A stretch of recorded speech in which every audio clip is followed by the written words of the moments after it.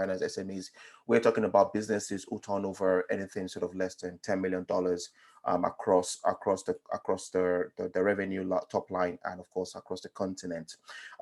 In terms of the channels that we've seen companies go to, is we've seen a lot of companies accessing funding, especially trade finance, to keep their businesses going, and they've gone to channels such as various receivables discounting platforms, accessing funding from some of their banks, which of course that hasn't been readily available. But one of the other things that we also observe is that the DFIs have actually not just funded governments, chooks, as you mentioned, but they've actually provided funding across the ecosystem to banks and other non-bank funds to distribute into the African investment ecosystem. So both the digital and traditional channels still remain open, but it's a case of rethinking and making sure that you are pursuing the right type of funding.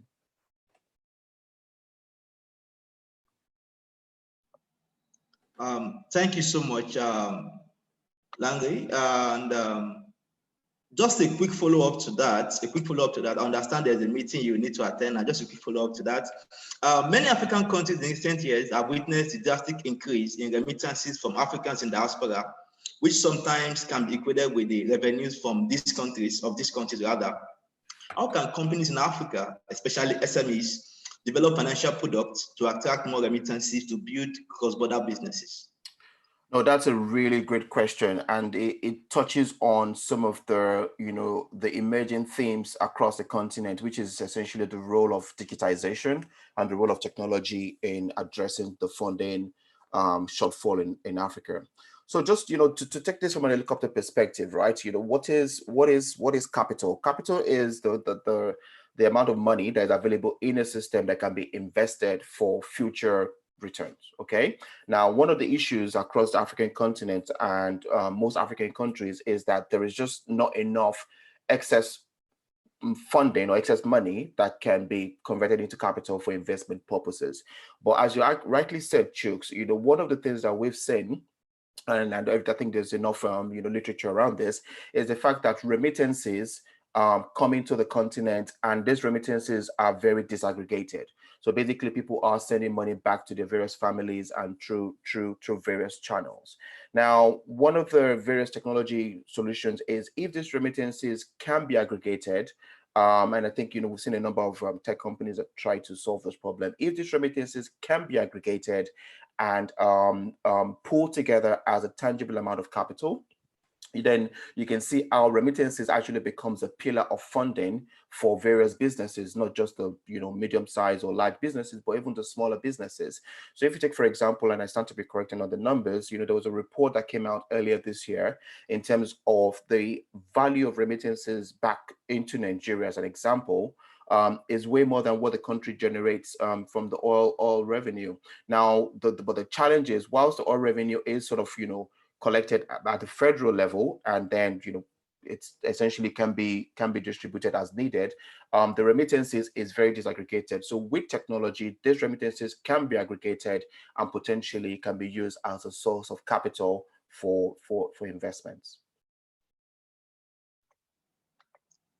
Thank you so much, Larry, for that wonderful response. To Claire Baker now. Claire, could you address the first opening? I'll take the question again, actually.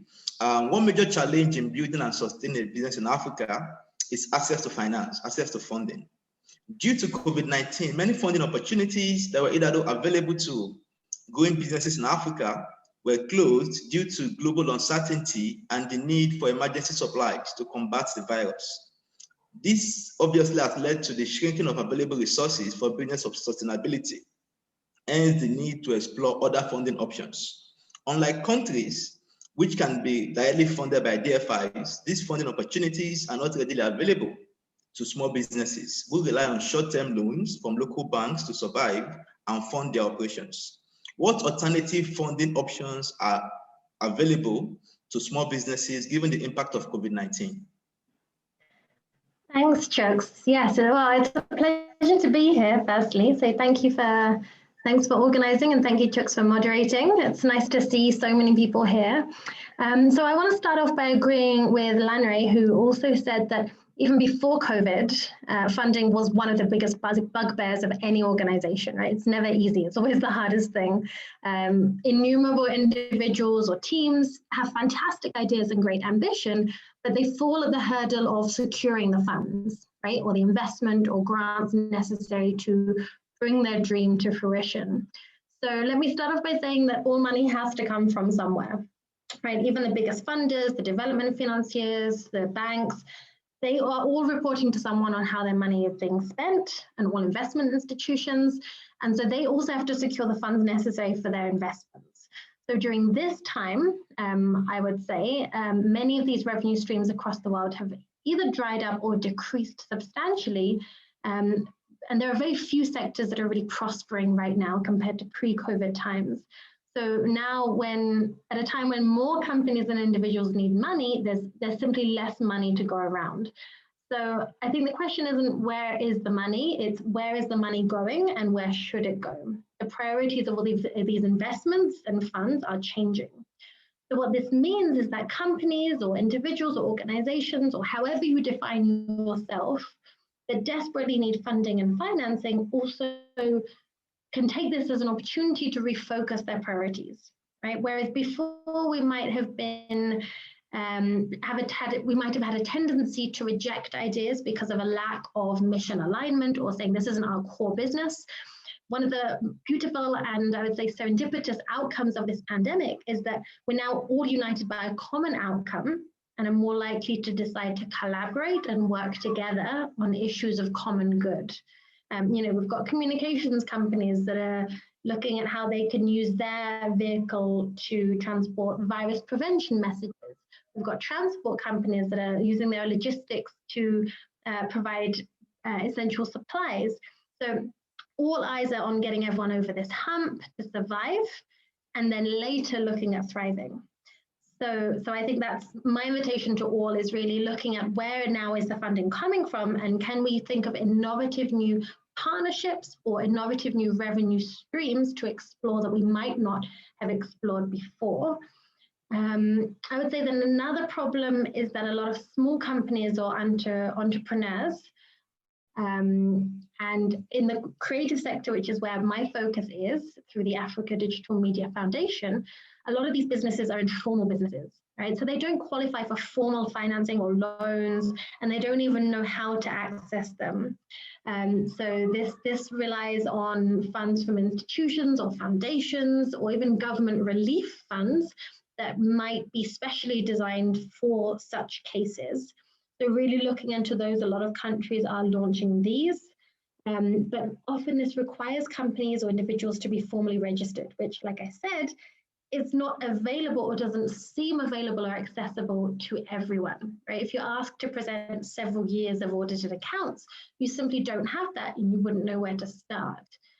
So I think that I would posit that in addition to the funding sources, we also need to focus on the capacity building and providing access to information and services to clear the waters around these issues, which seem very muddy and opaque, especially to very small SMEs, right? The S in SMEs. We at AJMF, we've conducted a survey recently and found that 50% of creative entrepreneurs that we spoke to don't have a formally registered business, and yet it's their livelihood. That is how they are making an income, and they may even be creating work for others.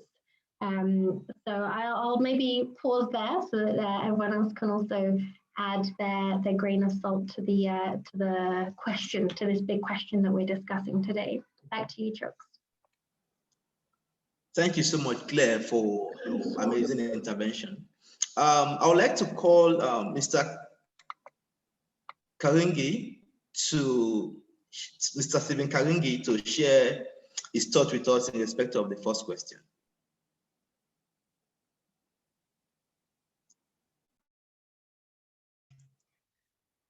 Hi, I don't know whether you are going to pose a question to me. First of all, good afternoon and good morning, everyone, depending on where you are. So did you want me to respond to a particular question? Very well. The opening question actually, which basically seeks to unravel whether there are alternative funding options for small businesses, given the fact that the regular options are closed as a result of the pandemic. Oh no, thank you. Yes, I had actually prepared to answer the question of the syndicated loans, but maybe we are going to come to that. But yes, I've listened to what Landry and Claire have said. And what I was going to, maybe what I can add at this point is that it is true, access to finance is one of the leading constraints to the private sector within the continent. In fact, after energy, access to finance becomes one of the critical binding constraints for the private sector within the continent. But interestingly, unlike other regions, for Africa, finance from banking institutions is still one of the most important sources of finance for private sector development in the continent. Because we know in other markets, you have private equity funding, you have venture capitalists, you have deep capital markets where you can actually be able to raise money to finance your business. But in Africa, we do not actually have deep capital markets that would even allow SMEs, even those that have potential, to be able to go to the stock exchanges, even different windows, to be able to raise capitals, which then means that for the funding of our private sector within the continent, finance from the banking sector remains very important. However, our banks are also not as deep or as capitalized as one would want to be. So I think the idea that came from, I think it was Claire or Landry who talked about the DFIs that actually can channel resources in a very innovative way through the commercial banks becomes a very interesting route for funding private sector within the continent. So of course, we have seen financial technology that Landry talked about as something that is emerging as a major source of mobilizing financing for the private sector. But I want to insist that we still need to continue working on our banking sector. But because of the endogenous relationship between the private sector and finance, without a strong private sector, you cannot have a strong financial sector. And without a strong financial sector, you cannot have a strong banking sector. This is where the AFCFTA comes in. And I would like to explore this issue of how the AFCFTA comes in into this issue of financing after this introductory response to this question. Thank you. Thank you so much, Mr. Stephen Karingi. Letitia, your thoughts on this question, please. Good afternoon, Chucks and my fellow panelists and all of the attendees. It's really great to be here today.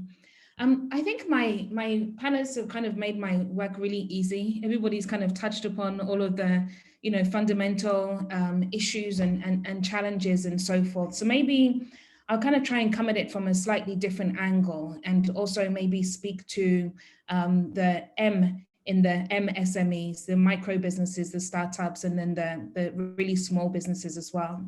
I've been fortunate enough to actually be part of a COVID relief fund. I sit on the investment committee for a COVID relief fund here in Ghana, which is a partnership between our National Board for Small Scale Industries and the MasterCard Foundation.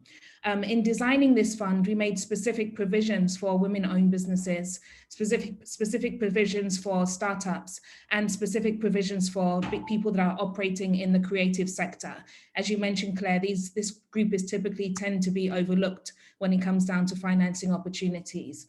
So I'd share that information with the view that I'm sure that other countries are doing the same.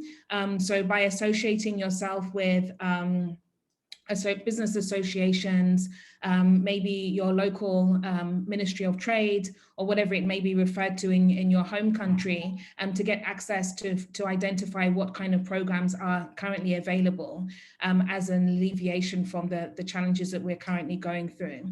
The government of Ghana also released a 600 million Ghana cedi fund, which is about $100 million.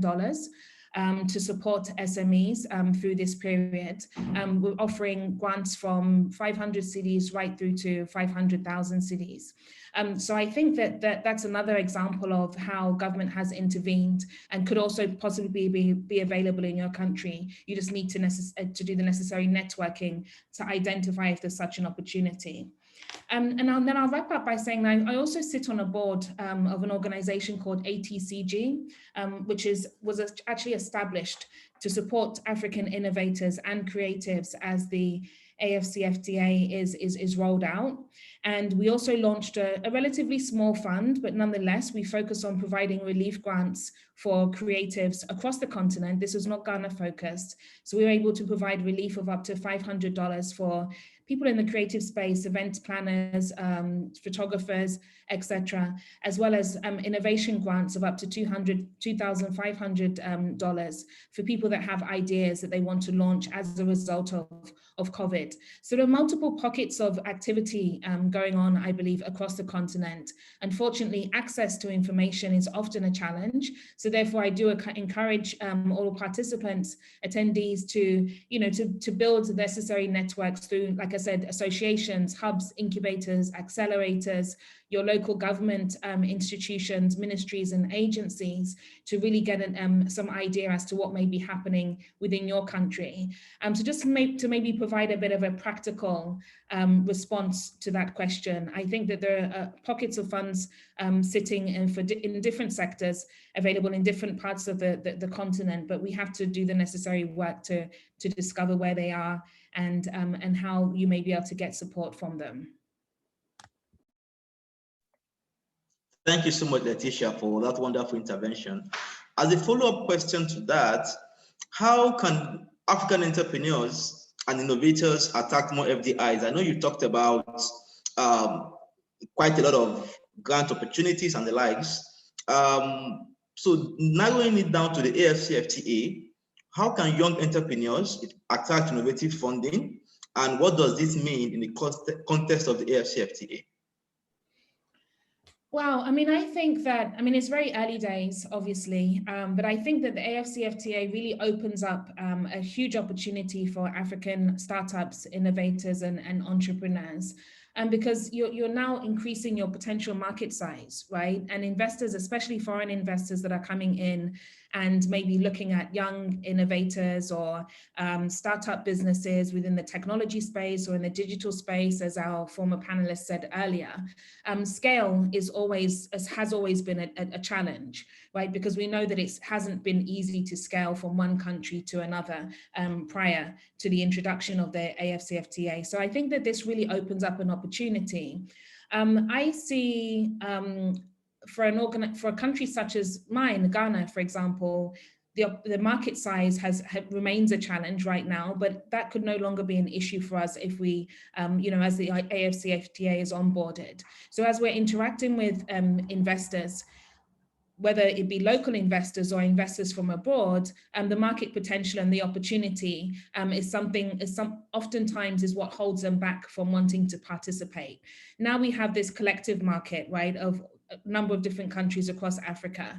So that, I believe, offers a wonderful opportunity for investors to get a little bit more excited about what Africa could offer them in terms of a return. In terms of what can we do to make ourselves more attractive, I see a lot of entrepreneurs kind of rushing to the VC markets very early on, wanting to raise capital and not being successful.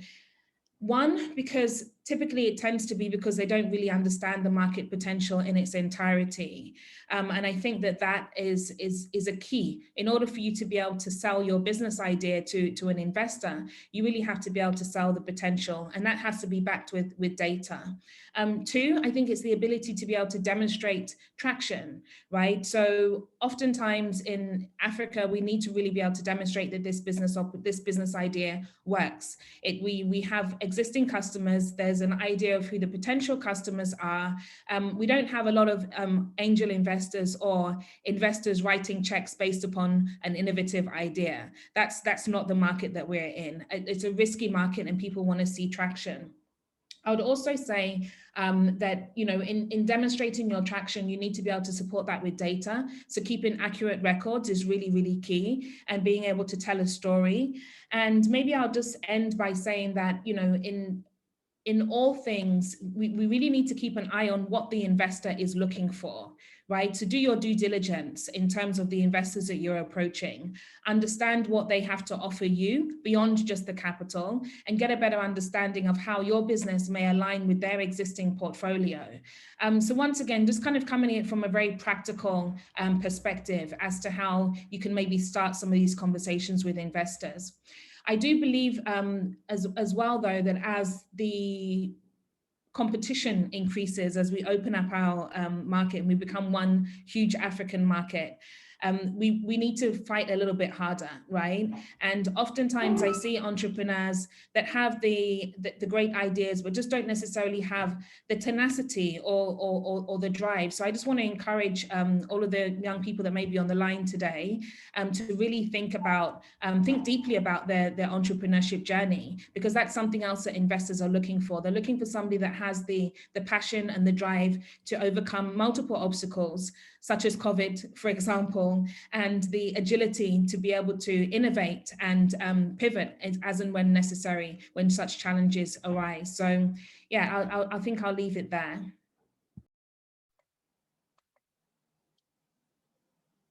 Thank you so much for that amazing intervention. Over to Mr. Stephen Karingi. Given the fact that the AFCFTA is focused on improving cross-border trade in goods and services in Africa, can financial institutions across Africa create cross-border loan syndication to finance big-ticket transactions under the AFCFTA? Now, if this is in the affirmative, what necessary mechanisms are essential to ensure that this becomes a reality? Oh, thanks, Chooks. So the answer is yes. And let me explain. Okay, so I've actually been in this session, this summit since morning. I had thought that I would come, listen to the opening statement, go away and do other things, and then come back during this session. But I got hooked because what is going on in the chat, and also the amazing speakers that have been there, I could actually not be able to leave my seat throughout, including during the time that we had to do some rocking to Jerusalem. Anyway, having said that, the AFCFTA, if you recall, there are 3 protocols that were concluded in phase 1. One of those is trading services. Under the services protocol, there are 5 priority sectors that have been identified by the state parties that are going to be prioritized. And one of those is the financial services. So you can see where I'm going with this. But before I continue with that line of thinking, phase 2 that is going to open up soon once we start trading the phase 2 negotiations, as you know, there's going to be conversations about investment protocol and also competition policy, intellectual property, and hopefully on the same track with e-commerce. Now, where am I going with this to answer the question about syndicated loans? So already, as we know, there are very many banks, financial institutions, including insurance institutions, that are actually operating across border within the continent. But what the AFCFTA is going to do is actually, when it comes to the scheduling of the financial services, the countries are going to open up their financial markets to each other. And so naturally, as we realize the a level playing field under the competition policy, we are going to see mergers and acquisition. We are going to see better capitalized banks. And we are going to see also under the investments, the harmonization of the investment rules, investment projects that are going to be of big scale and which will require huge chunks of capital, which maybe one financial institution may not be able to provide. But under the AFCFTA, because of the harmonization character that the AFCFTA is bringing, it will be possible for banks to be able to syndicate, to provide syndicated loans within the continents. So the first thing that governments need to do, if you ask me, is first of all, they need to ratify. And the AFCFTA, those that have not ratified, they need to have AFCFTA implementation strategies. They need then to fast track the scheduling of their services, including the financial services under the trading services protocol. And they need to accelerate the conclusion of the phase 2 negotiations so that we can actually create this level playing field that would allow investments across border, across the continent, and also a competition regime that is favorable to everyone. If we can do this, then we would be on our way to have syndicated loans. And also for any investor, if you're based in Accra or here in Addis Ababa, to be able to source your finance from an institution whose home market is not necessarily Ethiopia or Ghana, but a member of the AFCFTA. So that's what I would say in answering your question. Thank you. Thank you so much, Mr. Stephen Karingi, for that wonderful and amazing intervention. I would like to confirm if Lalasana Drisalami, if she's here with us. Okay, I guess she's yet to join us. Moving on, I would like to ask Claire a question on the fact that how do platforms such as yours leverage their donors and funding to support sectors and industries, given the fact that you are in the creative space that may be underserved by more traditional investors? And just to follow up to that, how can the AFCFTA ensure greater support for creatives and cultural transmission across the continent and of course worldwide? Thank you. Thanks, Jokes. Well, these are definitely very big questions. I think I could talk about them for hours and hours and probably have great conversations with everyone here, but I'll try and just explore them in an introductory fashion just to raise some ideas. So first, I should probably say a little bit about what the Africa Digital Media Foundation is. So we are a non-profit based here in Nairobi, Kenya. We mobilize skills, financing, and policy change to create jobs for youth in Africa's creative economy. So our focus is specifically on digital media and the creative economy, right? So we're not, unfortunately, looking at all the other amazing industries and sectors out there. So focusing in on this specific sector, one way to look at the changes that COVID-19 has brought about is that digital content is even more important than it was previously. I'm sure everyone here can agree it's the main way that we've been communicating, consuming, even learning. So this offers new opportunities for digital media creatives, and we want to help steward them in the right direction and contribute to job creation and livelihoods creation. So there are a couple of ways that we as a foundation are doing this. The first one I want to mention is incubators. So these incubators provide mentoring exposure, access to distribution, and investor readiness coaching so that creators can secure unrestricted or unbounded investment for their work and bring it to a global market. We're currently running one incubator for animators, so specifically for the animation industry, and we're hoping to do the same for other growing industries with huge potential for the African economy. So that's, for example, game design, music, film, TV production. I'm hoping there's some people here who are involved in these.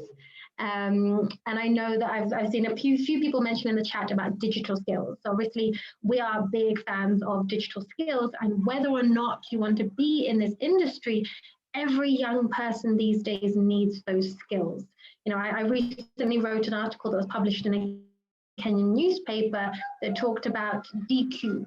So we all know about IQ, we all know about EQ, or some of us might know about EQ, emotional intelligence.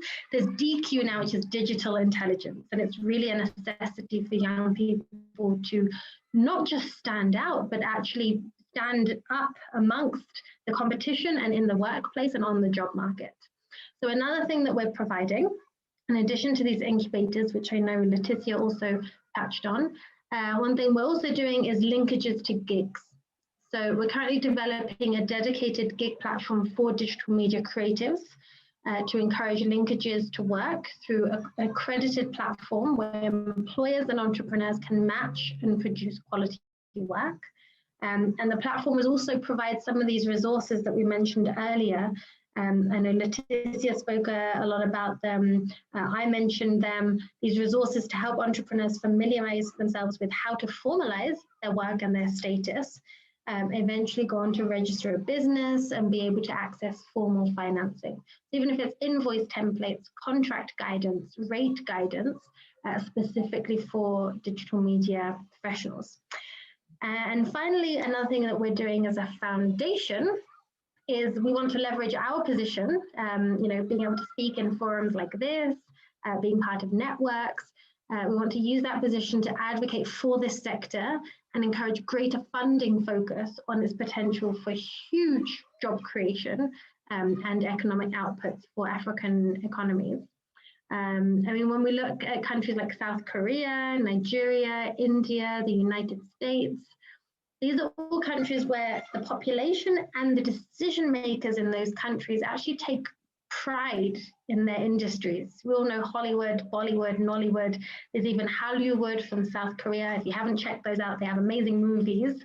And the economy and the decision makers actually invest in these sectors because they know that there will be great returns. They bring billions of dollars to the economy.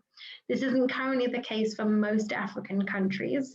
So that's why we want to support cultivating the talent and the creation of content for this industry. Then we'll have better stories being told. The stories are there. We all have amazing stories, but they're not necessarily appealing to the African market and the global market. To touch on what you mentioned about the AFCTA and how can that contribute to this, increased trade and cooperation between countries on this continent will of course make all of this easier, this distribution, this talent contributing to the economy. There'll be a greater thirst for stories from our neighbors. Right? We'll actually be actively encouraging all round in terms of education, in terms of economy, in terms of trade and goods and cultural products. And hopefully this will also create easier lines for payment and taxation on digital platforms. Right? If we're talking about digital, it's a lot easier to forget that there's still tax implications, there's still trade implications for digital goods. We actually have created a digital platform for Afrocentric content distribution for film and TV. It's called Vumi Central, if you want to check it out. And we're really looking forward to hosting more such content on this platform, more African content and stories, and getting it not only in front of audiences here, but also across the world. So we can put Africa on the map as a foremost producer of cultural and digital media content. So let's all get busy doing that. Back to you, Chooks.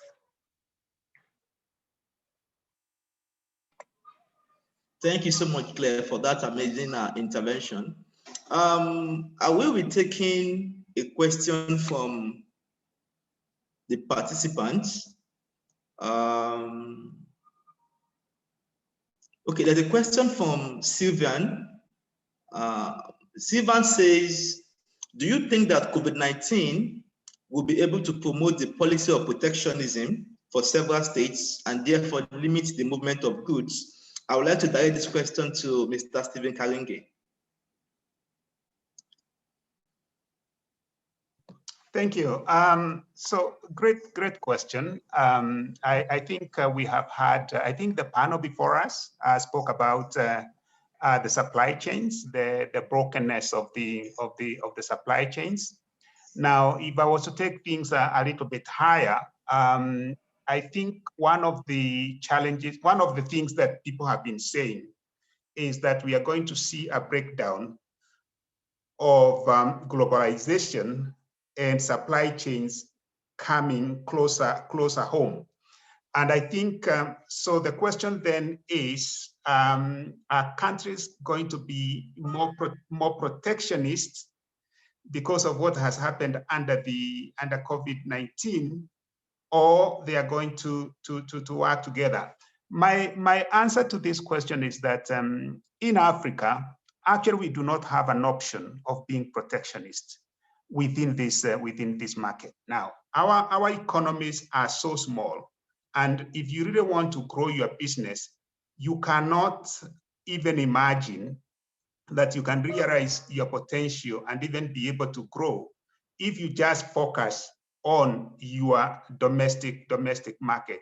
So for Africa, I want to believe that the policymakers, thinkers, including the young thinkers like we have in this forum, it would be unlikely, and I would be very surprised that there is anybody here who would think that a domestic African market, as defined by our boundary, individual country boundaries, is a sufficient market that you would want to protect. You would want to protect that. And I think the momentum that you see under the AFCFTA is basically an antithesis to anybody who thinks that Africa will become more protectionist. Our individual African countries are going to become more protectionist because of the COVID-19. Of course, we have some traumatic experiences when the global supply chains broke down and we could not get access to the PPEs because even the free traders in Europe started saying no. They started actually almost pirating the PPEs.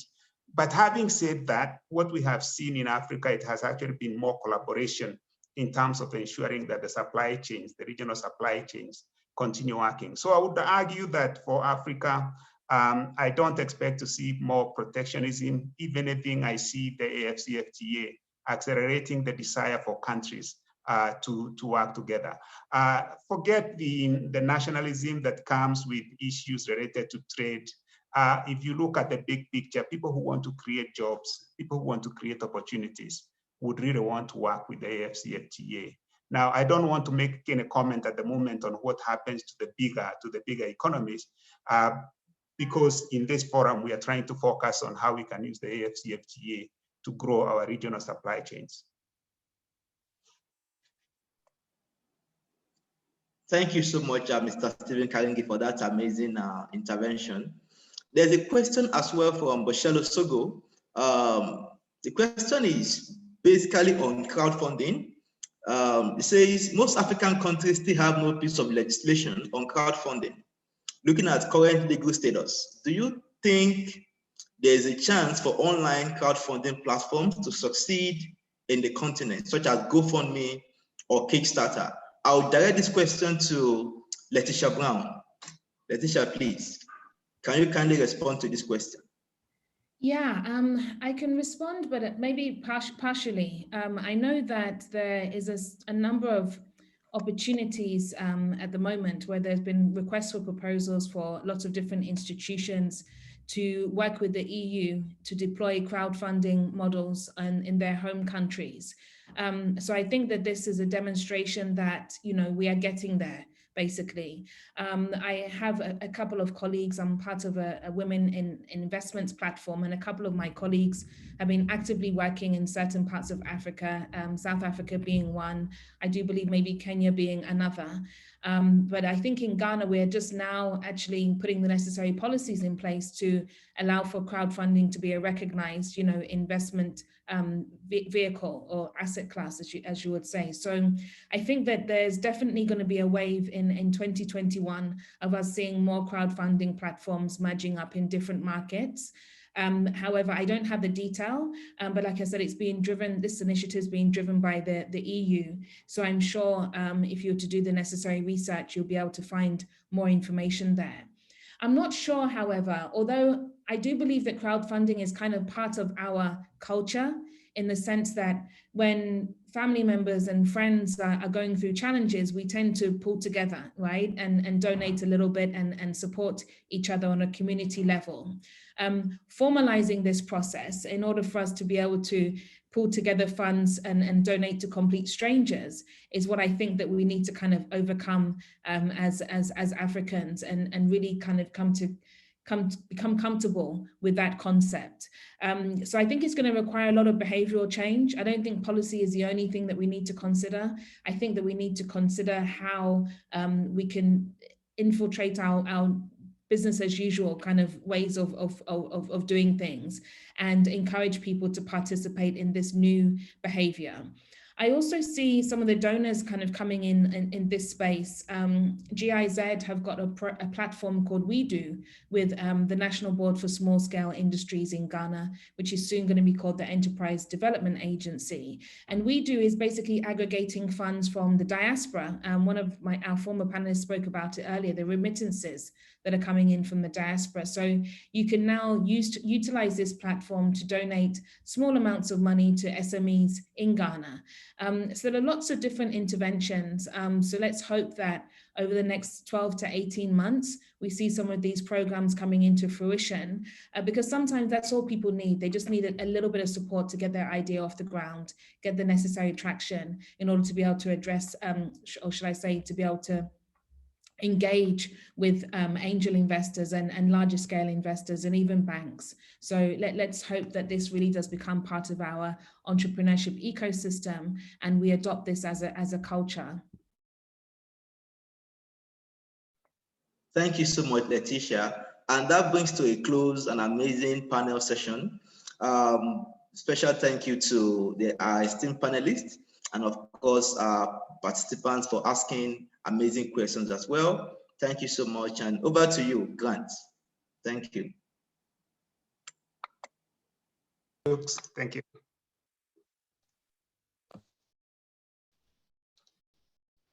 Thank you very much, Chooks, for that. That was such a lovely and informative panel. And I must say, you guys really stuck to the time, so thank you for that.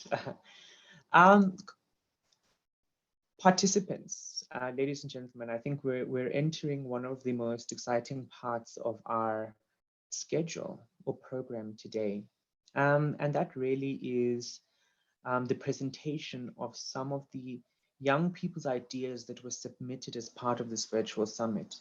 And I think it's going to be really, really exciting for us to see what are some of the things that the young people are doing today.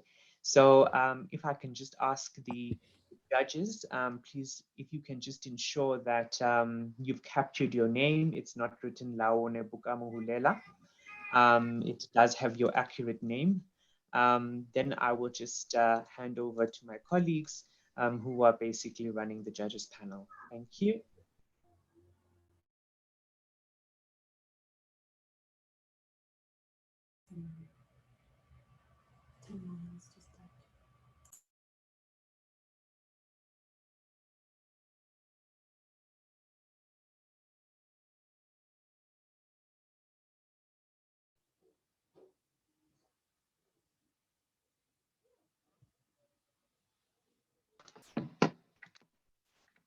So, Carly, so participants, while we're waiting for the judges to just get ready in preparation for the session, considering that I do have a little bit of time, I would like to ask you guys to please just in the chat,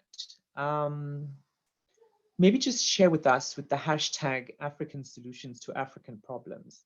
What are some of the ways you can leverage some of the information that you learned today to drive trade on the continent, but also to drive economic growth?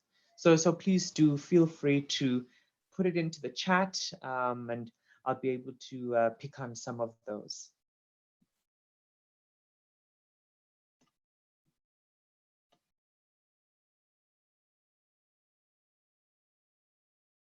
So I'm seeing together we rise, indeed, indeed. And especially reflecting on Ms. Tembo's speech where she spoke about collaboration, especially in the area of SME finance.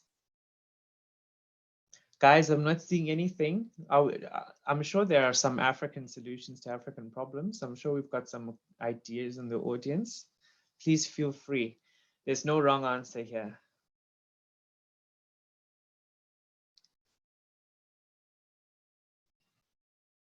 Financial literacy. Yep, I think that's really, really incredible.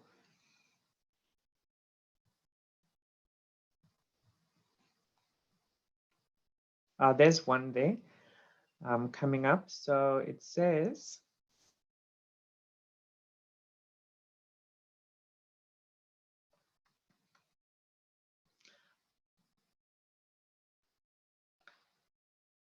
collaboration is the key competition for resilience. I think the key is digital intelligence for more collaboration, networking, and sharing of statistical data for opportunities. That's fantastic. I completely agree. Hashtag digital interventions, sharing information by educating about the AFCFTA. Thanks, Amwiliswa.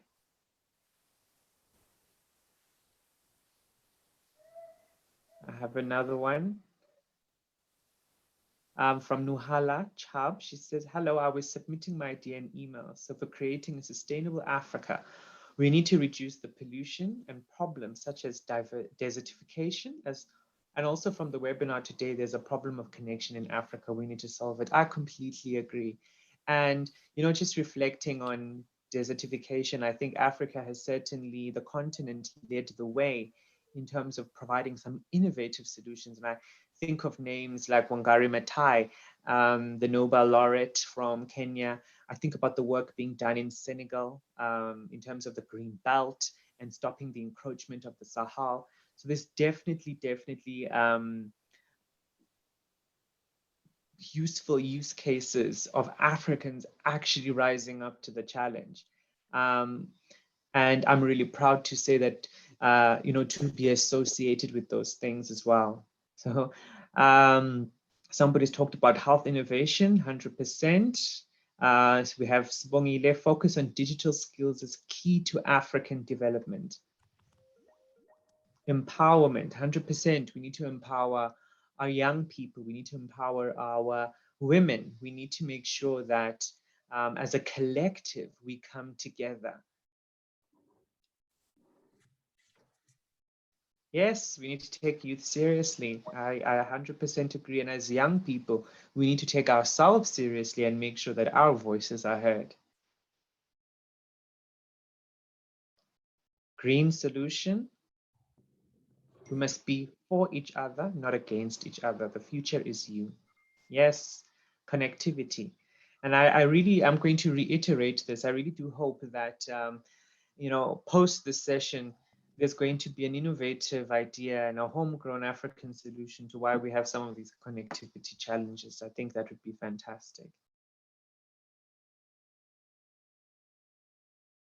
Salma says, I'm working right now on creating an online platform that contains a logo to be shared by everyone after having every change that has been created by us to create a sustainable future for our continent and spread it to the world.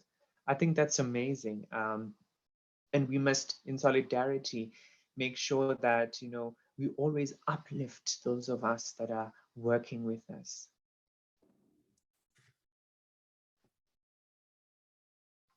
Women empowerment in using social media platforms, 100%. The ability to connect is so critical.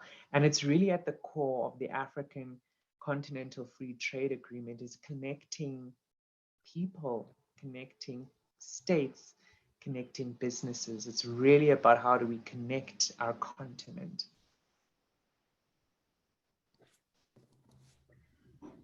Just looking at some of the other comments coming in. Hashtag African solutions to African problems from Farahab King. taking advantage of resources available to us from platforms such as the ITC Academy to build capacity for our business to collaborate and penetrate markets outside our domestic markets. Spread the word and opportunities available, 100%, especially those free tools and skills that all the organizations that have been part and parcel of the summit today have spoken about. Leadership.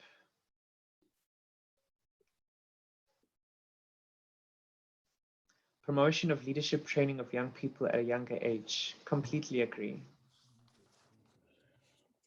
Working on youth is the key for the Africa we dream about.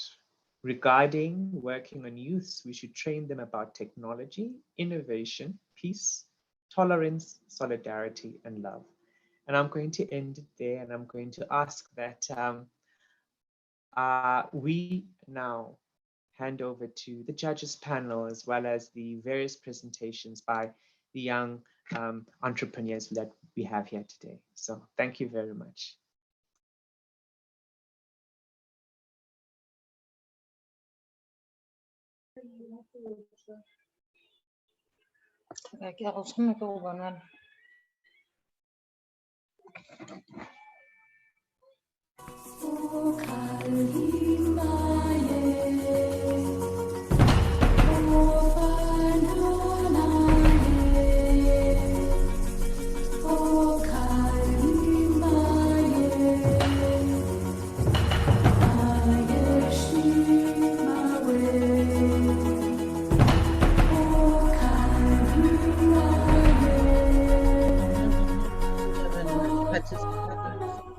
I'm very delighted that the 7th edition of the i-Bootcamp 2018 is here in Morocco.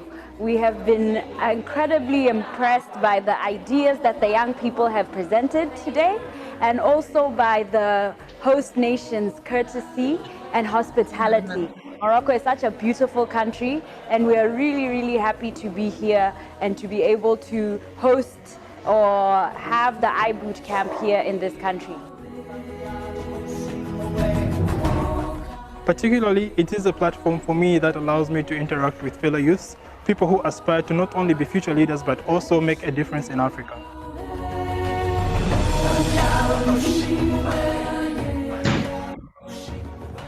It was really interesting to participate in this event, since it shows is that we don't have to go to Europe to find the great markets. The market is already here in Africa. The youth is already here in Africa. So we just need to invest here.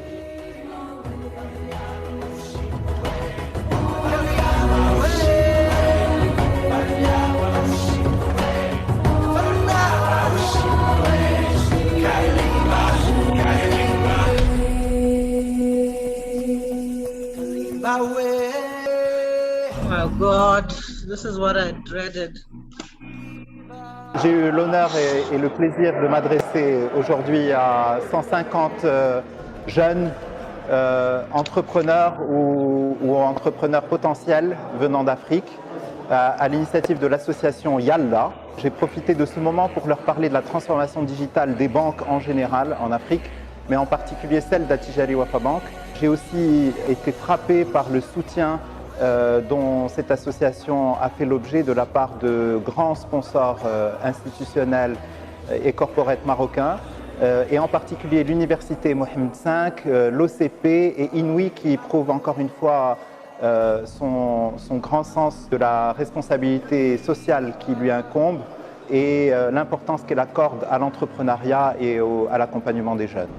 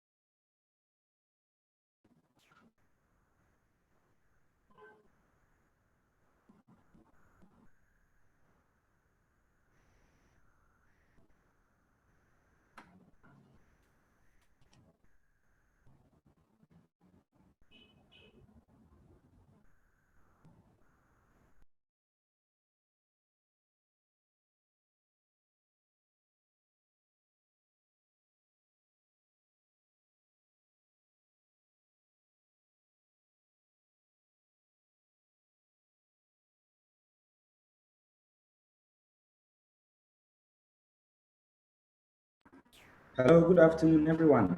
And I welcome you to this session of the summit. It's been very interesting since we began this whole process. And I must say, I've been very amazed by the ideas that have been shared here, both by colleague delegates and panelists as well. This session is going to last for an hour, and we are going to have some of the business ideas that have been submitted to pitch their ideas. Before I start, I just want to remind our judges to change their names on their screens so that we know who is available. So kindly check your name and let us have your actual name pop up on the screen. YALDA, as an organization, one of our hallmarks is to present opportunity for young people to grow their businesses through financial support and coaching. This is why we have taken so much keen interest in the Africa Free Continental Trade Area Agreement, because we want young people to take the full advantage that this particular agreement presents to them. Now, I would give you a background on the ideas that were submitted, the processes that we followed to arrive at these finalists, and the guidelines and instructions that we are going to use throughout this session. My name is John Ubwaba, and I am the West African Regional Associate for YALDA. I am speaking from Ghana. Now, what's the background? We have overwhelming delegates who have expressed interest to pitch their ideas in this particular summit. And so we invited them to submit their ideas. We had over 80 delegates who submitted their ideas.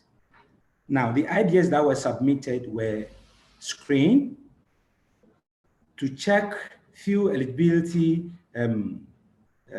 requirements. One, all the ideas were supposed to follow a structure of template that YALDA gave out to them. So we checked out if you have met that particular requirement. We also checked if all the presentations that came in had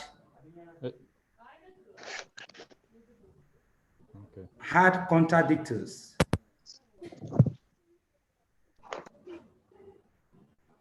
Can you hear me loudly, please?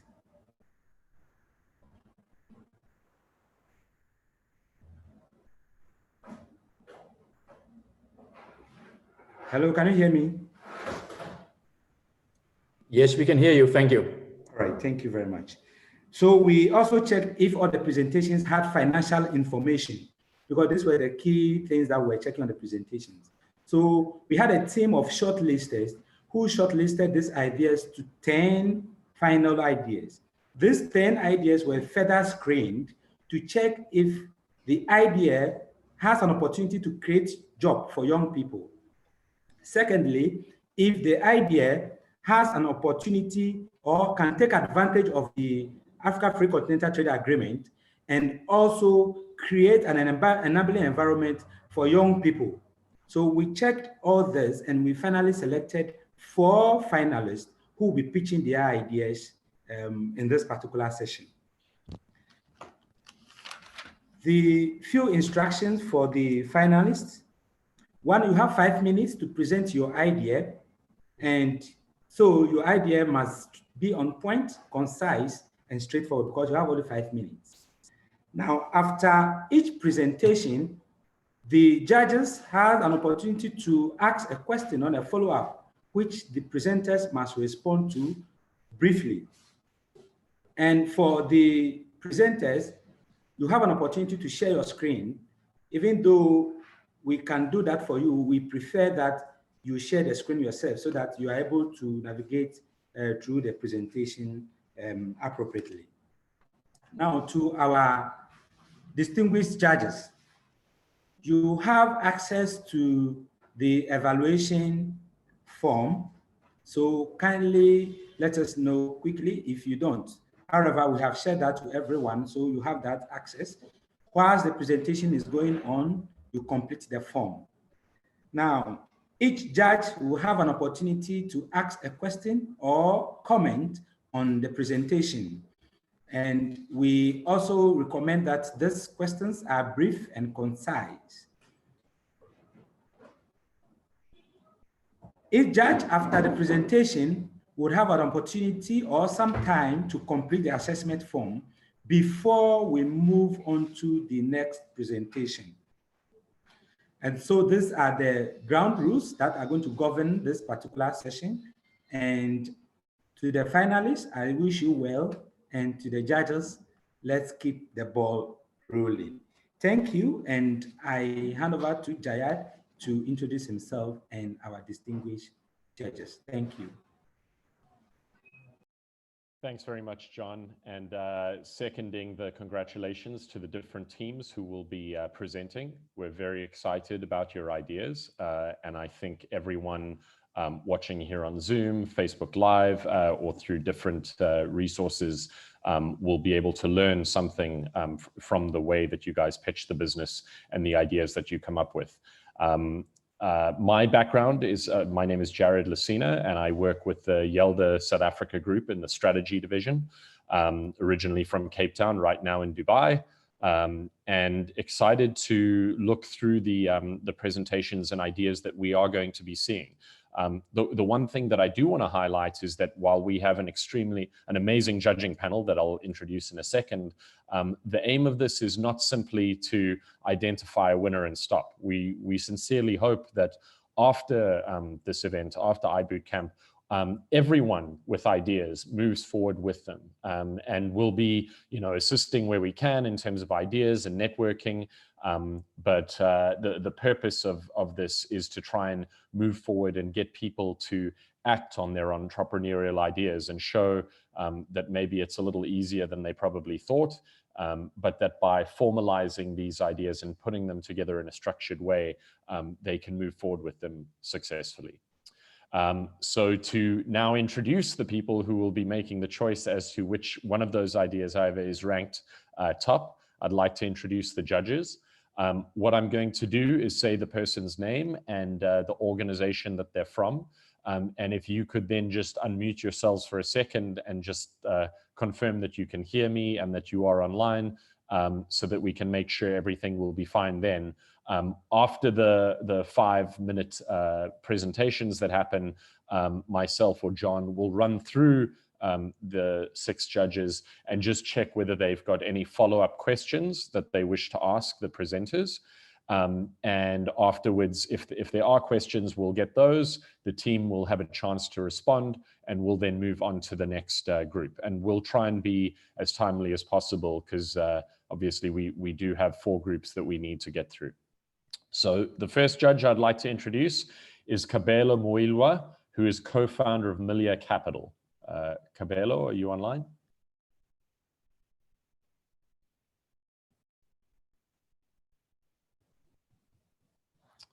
Okay, I'm not hearing anything there, but we'll sort that out, so that's fine. Next person is Patsimo Mose Manechape, who is in Placement and Innovation and Entrepreneurship Department at Boto University in Botswana. Yes, I'm available. I'm here. Thanks, Patsimo. The next judge will be Anders Aero, who's a director at the Division of Enterprise and Institutions at the International Trade Center, ITC. And I can also hear you, and I'm available. Thank you. Great, thank you, Anders. The next judge is Dr. Susan Musembi at the Chandaria Innovation Hub in Kenya at Kenyatta University. Hi, I can hear you. Thank you, Susan. Thank you. Bruno Foy, who is founder at Zuix. Bruno, are you online?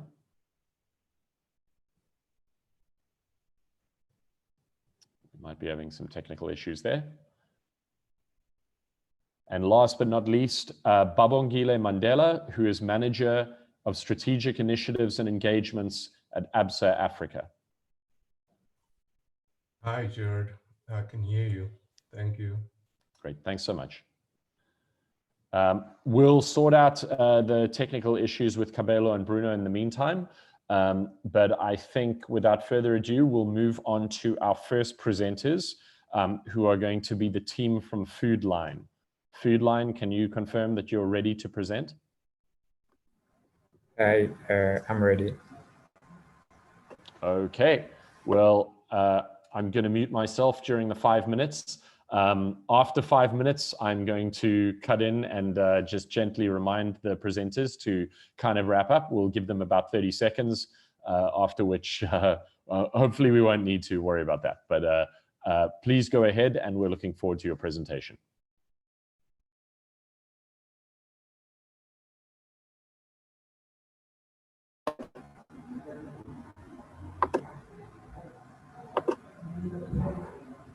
Hello, my name is Eric. I am the founder and managing director at Foodline, a company that is legally operating in Rwanda. We saw a pilot launch of our company in March 2020 when the COVID pandemic broke through. Usually I'm an adventurer, and whenever I have free time, I go for a hike. So we have seen this problem of growing food shortage, which has influenced farmers to adopt genetically modified crops technology. But 65% of consumers in Rwanda alone believe that such foods are unhealthy, toxic, and allergen or genetic hazards. And as we talk now, 1.5 million people are suffering the consequences in Rwanda. And for your information, 6 out of 10 veggies and fruits in Africa are genetically modified food.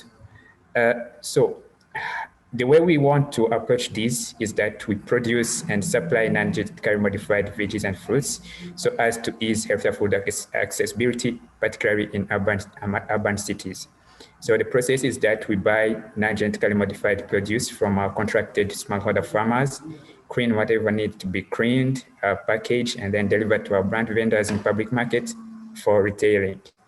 And of course, we are digitally enabled, and we leverage on customers' data, like taste preferences, buying patterns, or those, so as to trigger matching production mix.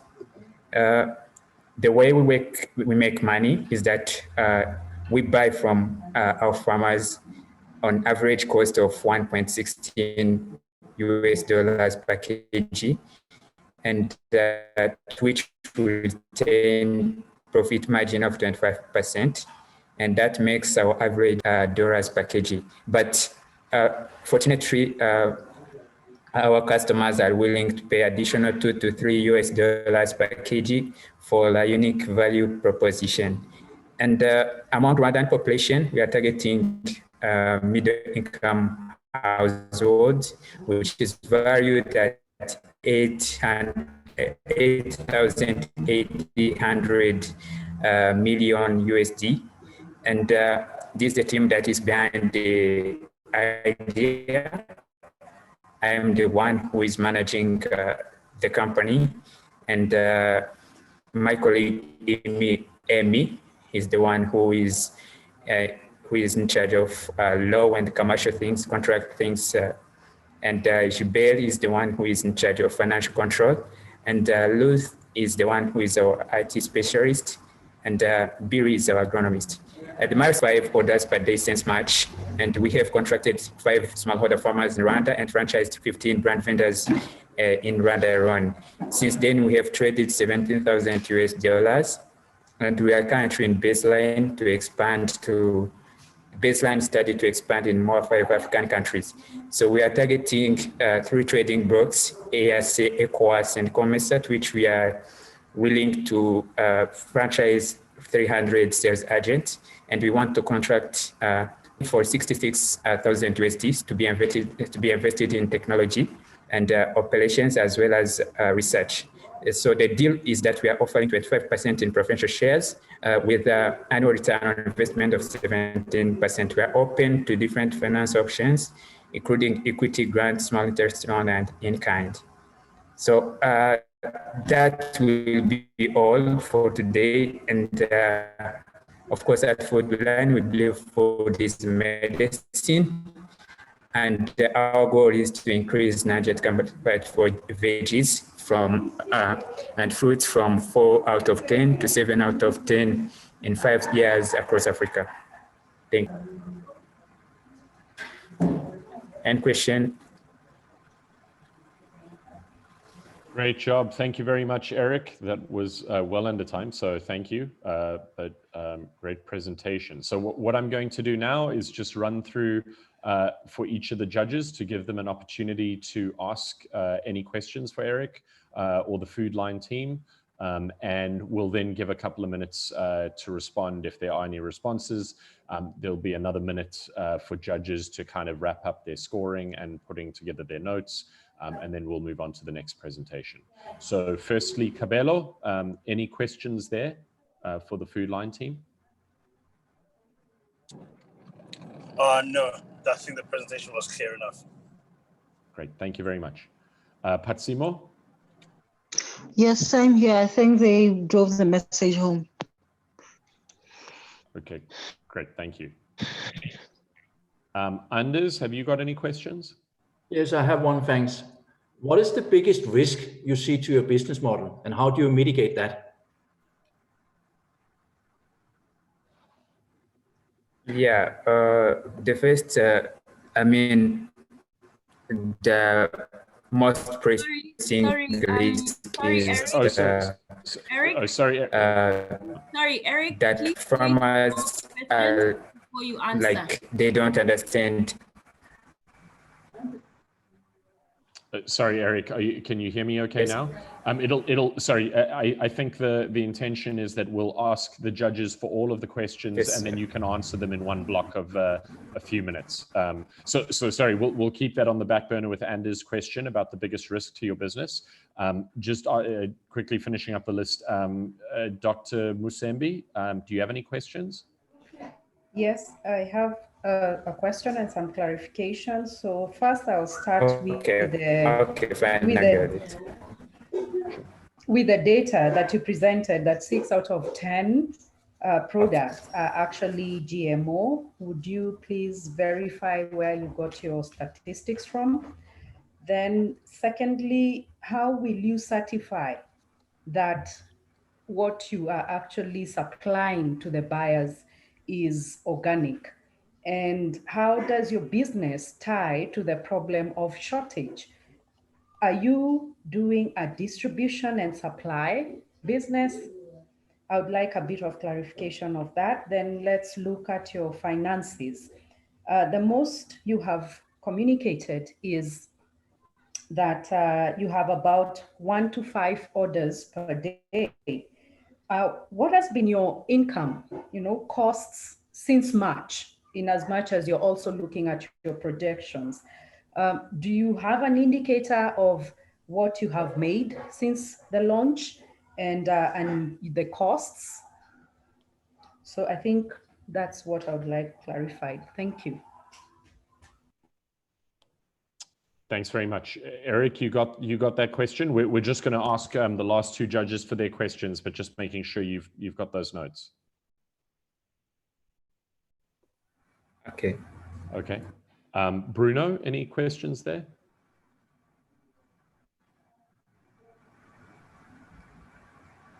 Okay, I don't think there's any questions there. And Babongile, any questions? Yes, thanks. I think my first question would have been related to the certification. So how do you ensure your quality assurance, your certification standards? Do you do it yourself, or you've got a regulatory body that certifies the quality of your produce? And the second question would be related to access to market. So what are the challenges that you've experienced in terms of access to market? And do you have any proposed solutions? Because this is a common challenge that you find across all SMMEs. Thank you. Thanks, that's a great question. So Eric, I'll give you a couple of minutes then to respond to those 3 judges. Is that okay? You've got their questions down? Okay. Maybe I can I start? Yes, please go ahead. Okay, so I can start with the first question of the biggest risk that I encountered through this. The biggest risk is that to convince farmers that they have to adopt non-genetically non-genetically modified crops farming. And it is quite challenging because it requires to offer something bigger than what they usually got, like in terms of profit. And in that way, to mitigate that, we offer them contract with a deal of how much, a deal that is proposing, something that is greater than what they usually earn in terms of profit, because this kind of farming of non-genetically modified veggies, it's quite expensive compared to others, compared to GMO. So we offer something greater than what they usually earn. And for the second question, if we are certified, we have conducted both primary research and and we used also second data so as to come up with those numbers that 6 out of 10 veggies and fruits on African market are genetically modified. For your information, we have used for primary data, we have used the data that was collected from the Ministry of Agriculture in Rwanda, as well as the One Eco Fund, which are the main institutions that works with farmers countrywide. And to predict for in Africa, like as general, we have used second data, which were collected from AGLA and AGLA and this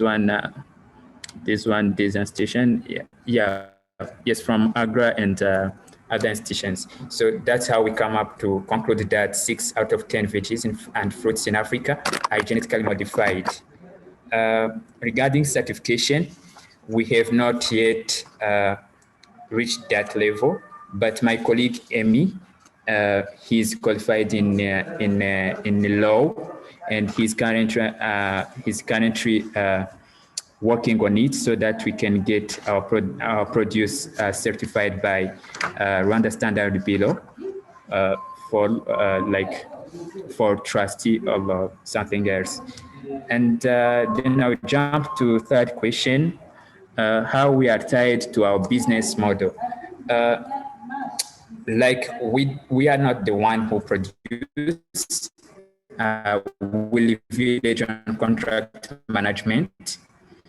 As I've said, we buy from our contracted smallholder farmers, and what we do is we clean whatever needs to be cleaned, package, logistic things, and then public market, who are usually the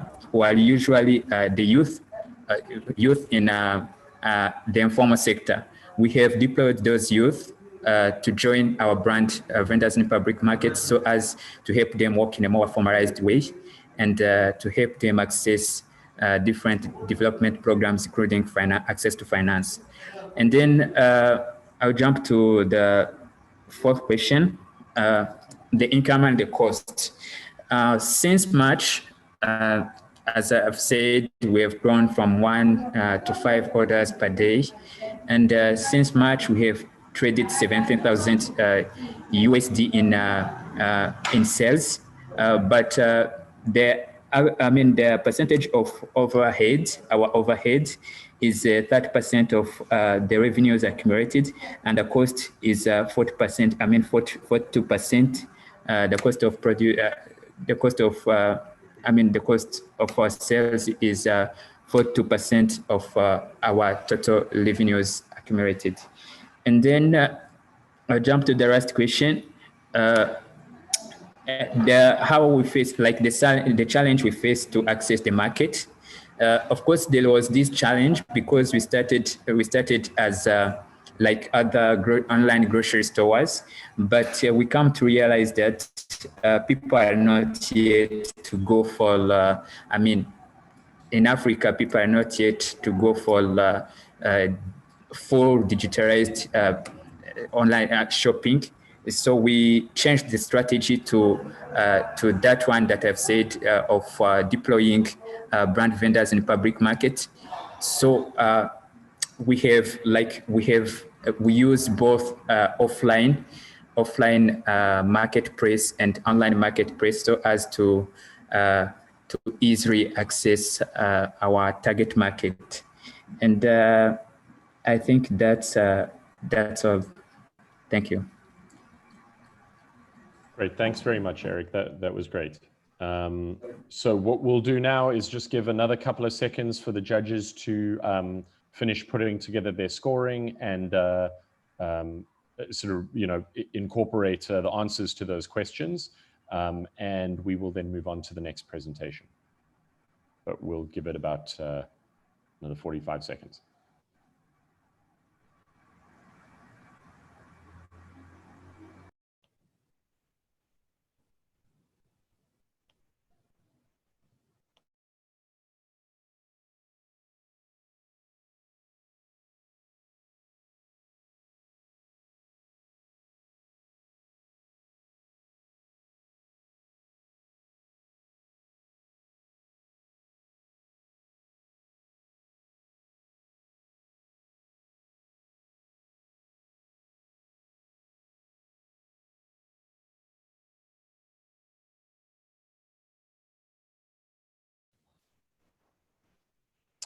Okay, hopefully the judges have everything together, so that's good from that side. Thank you again to Eric and the Food Line team for their presentation. I think that was a great way to start this off.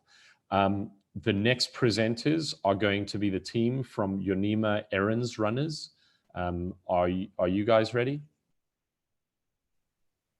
Yes.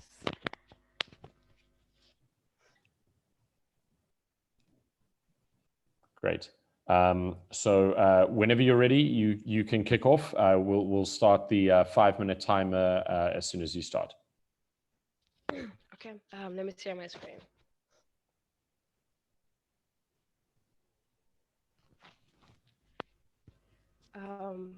The Food Line have to stop sharing before I can start sharing my screen. Got it. Eric, could you unshare your screen, please? Thank you. I think it should be good now.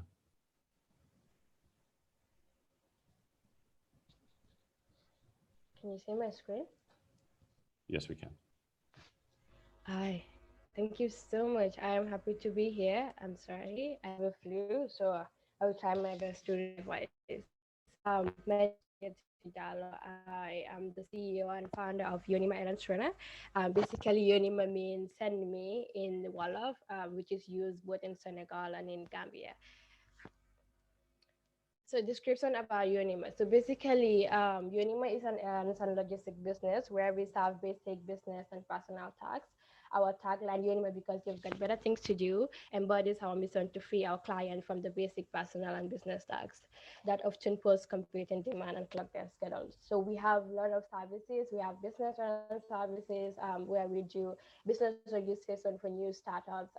We have personal errands. We do child pickup for people, CEOs who are working. And we have grocery shopping errands for anyone in the Gambia or in the diaspora. So basically, we take your to-do list and make it to our do list, and you just have to relax and what just make your hectic task look easy. With Unima, we provide prompt, quality, and affordable errands running services, both professional and personal. So these are the problems. Already busy Gambians at home and in the diaspora risk losing even more time in Gambia's 80% unmapped terrain. So Gambia, maybe some other places in Rwanda and other countries, it's mapped. You can have a Google location, you go direction, but that's not what's happening in the Gambia. It's very difficult to get from one place to another. So the first problem is enough time to get all your to-do list done. Traffic congestion to do efficient pickup and delivery, the Gambia unmapped terrain hustle. So the solution, we use innovative solution. For example, we have an e-bike, and then we have a tricycle. That's me on the tricycle. I don't ride it. We have delivery drivers who do their deliveries. So these are young, energetic, motivated Gambians who are familiar with the area, a call or a click away to quickly and reliably run personal business around for Gambians and in Gambians complex terrain. Market and revenue. So our revenue model is based on charging a fee per hour for spatial and urgent services, as well as having standard fees for generic services such as shopping, administrative, business registration, etc. Delivery and courier service generally have a basic set cost per item type, with additional based on distance outside the greater metropolitan area, which is the greater Banjul area, which we are right now. So this is just the breakdown of the business model. The distance, one is a doorstep delivery in the greater Banjul area, which is Banjul, Kanifing, and Brikama. Usually is just $3 to $6, depending on the area you are. And then the next is the completion time. For example, for business and personal services, payment is calculated by the amount of time. The subscription, this is for mostly the e-commerce platform who have a virtual store and then need us to do a monthly package to do delivery to their clients. These are the competition.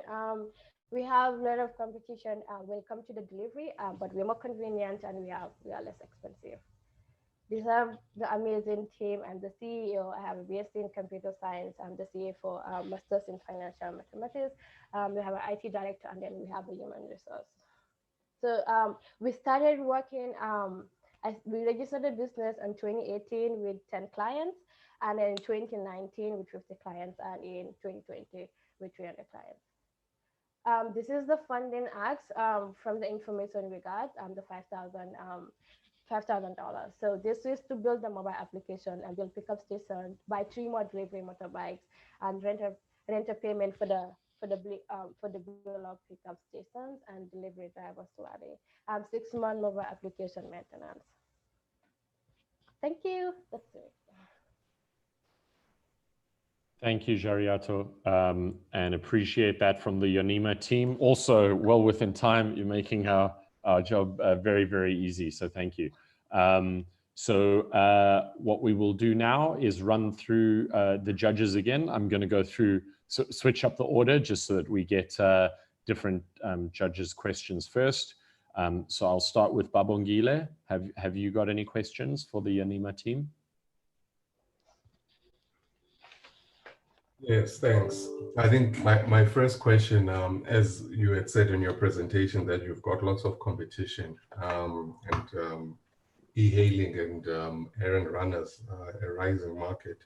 So my question would be, what would you say is your competitive advantage in your area? And I know within the segment, the second question would be within the segment, the issue that we usually find is that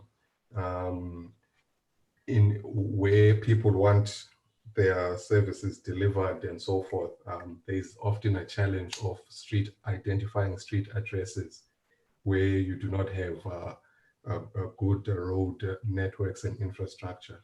So has this been a challenge for you as you run these errands, and how does it impact your ability to deliver on time? Thanks. Thank you. And Jariato, you got that written down? I'm going to move on to the rest of the judges so that we can get all the questions in one go, if that's okay? Yes. Okay, great. Thank you. Bruno, any questions there?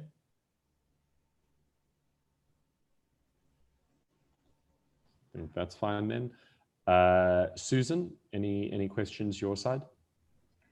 Yes, two. Thank you for your presentation.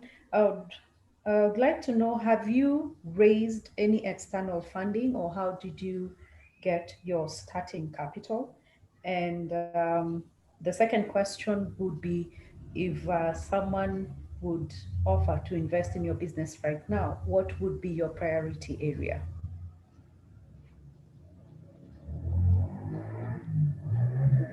Thank you. Thank you, Susan. Thanks very much. Anders, have you got any questions? Yes, I do. And thank you very much for a very interesting presentation. So today we're also talking about the African continental free trade area and agreement. One of the things you highlighted in your presentation was that one of your competitive advantages was your knowledge of local context. You can move around fast and find ways. So how do you see that scaling up? Because as soon as you move outside your own neighborhood, your own country, things are different. Are you not thinking about this, or do you think in terms of strategic alliances with other services providers in other countries, maybe doing the same, say in Senegal or somewhere else? Thank you. Thanks very much. Patsimo? Yes, I think you just asked the question that I was about to ask, but let me just re-emphasize on the question again. I wanted to ask her if she has looked into the potential of her business expanding into other areas of the continent, and if yes, how is the strategy for that? Also, I wanted to also understand, I didn't get it clear on in terms of the unique selling point of the business. I wanted to understand the technology that they use. Maybe you can just clarify on that one. Do you have apps that you use? Maybe I missed on it. How exactly does that work? Do we use an app to contact you, or you just have to make phone call for you to provide your services? That's it. Great. Thank you very much. Jariato, you got that as well? Yes. Okay. And sorry, and final question, Cabello, have you got any questions from your side?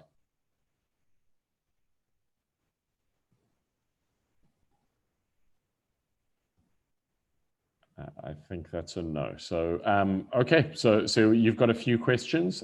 You can go ahead and answer them.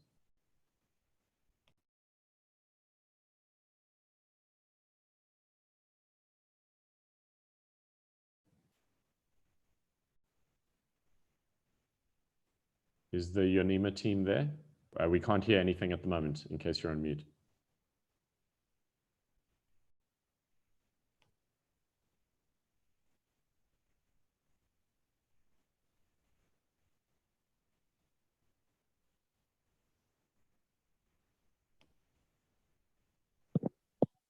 Hello, can you hear me? Yes, we can hear you now. Perfect. Sorry, power cut. Okay, so I'm going to start answering the competitive advantage. Like I said, we have a lot of competition, but it's on the side of the courier services. We don't just do courier and delivery and logistics. We also do errands for personal errands. And then, for example, if you want us to do a good delivery for us and you don't have the cash with you, we can from our bank accounts and then pay for the delivery. And then when we have, if you want the COD, and then we can collect the cash and delivery. So we don't just it's not just delivery and pickup. We offer a lot of more services. So under strict addressing, it's a key issue. That's why I mentioned I'm a youth mapper, and most of our team we do mapping. So what we do is we when we go do delivery and pick up, we make sure we map that places, and then we are able to use the OpenStreetMap tools, to map around, and the Google tool to map around. If that answers your question. So it's still a bit hassle, but we are able to navigate through the street addressing because we are familiar with mapping and the local area. And the question and the external funding.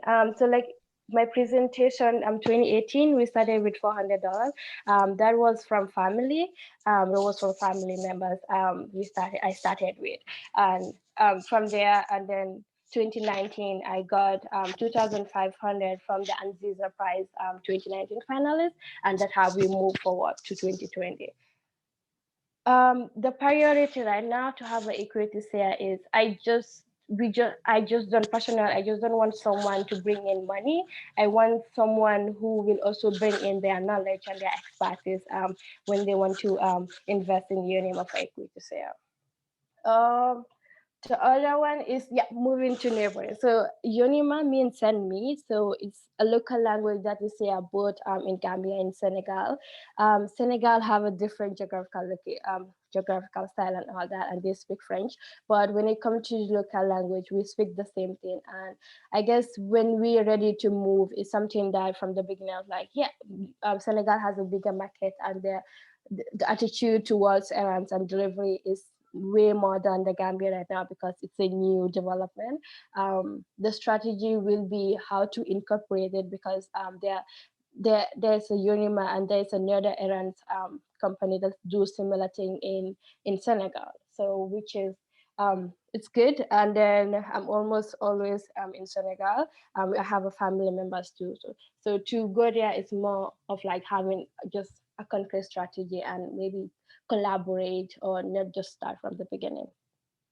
Those are the questions I got. Jared, do you think I answered all?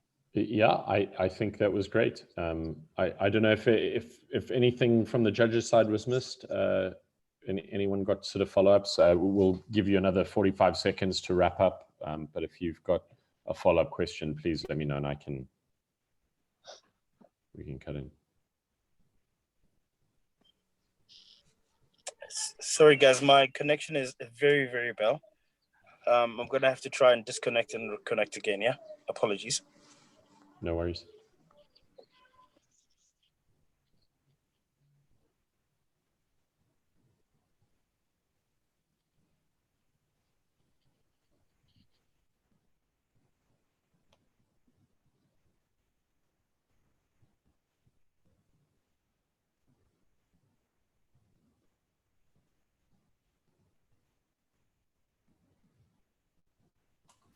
As we wait, could I, out of curiosity, I just wanted to find out, in terms of your operational costs, do you get payments on delivery?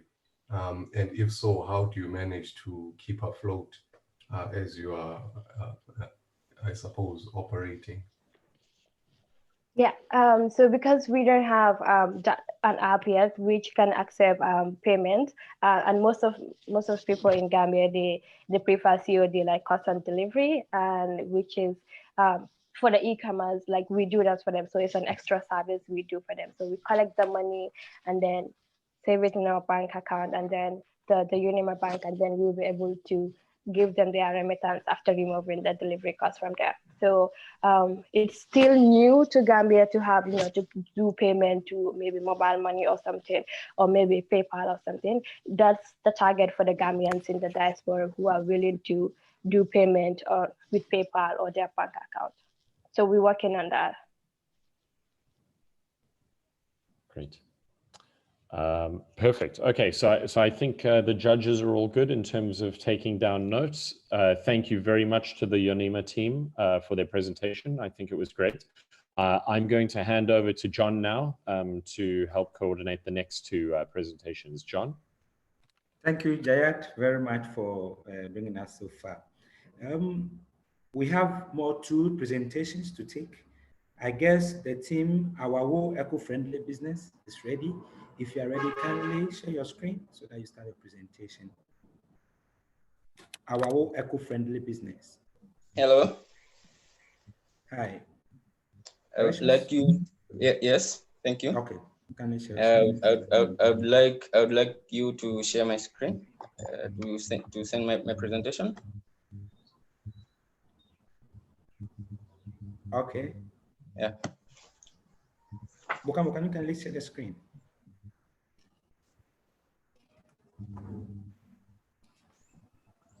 Now, all panelists, they have access to share their own screen. So if the presenter has his presentation ready, you can share the screen.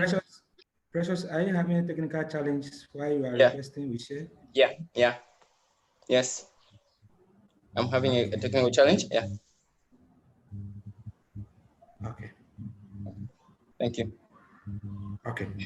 Precious, here we go. Thank you. I'll be a little bit fast. Yeah.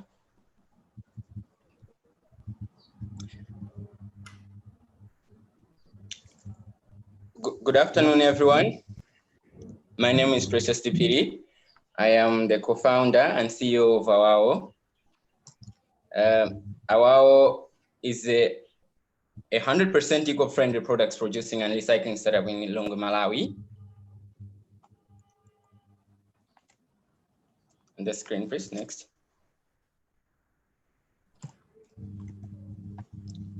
The startup was formed to offer sustainable alternatives to single-use plastics right from the root of the problem, which is production.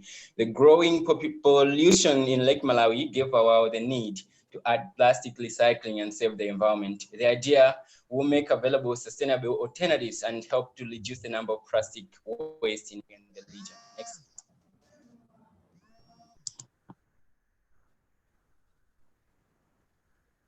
Awao uses natural plants, primarily bamboo, to make eco-friendly products such as bamboo straws, bamboo cutlery, lampshades. Hello, can you hear me? Yes, we can hear you. Thank you. Please. Lampshades, furniture, and printable notepads. Awao recycles plastic waste into eco-bricks and jewelry. Next screen. These are our products. We have bamboo straws.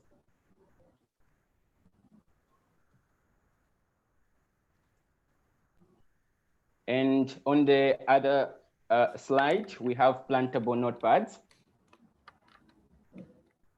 Plantable notepads are notepads which are made from recycled papers, and they grow when you throw them away once you've finished using. And on the other side, bamboo pens. And the next slide has bamboo cutlery and coffee and tea stealers. Then you also have eco bricks. Next slide, please. The business uses products and service model and subscription models for hotels and individual customers.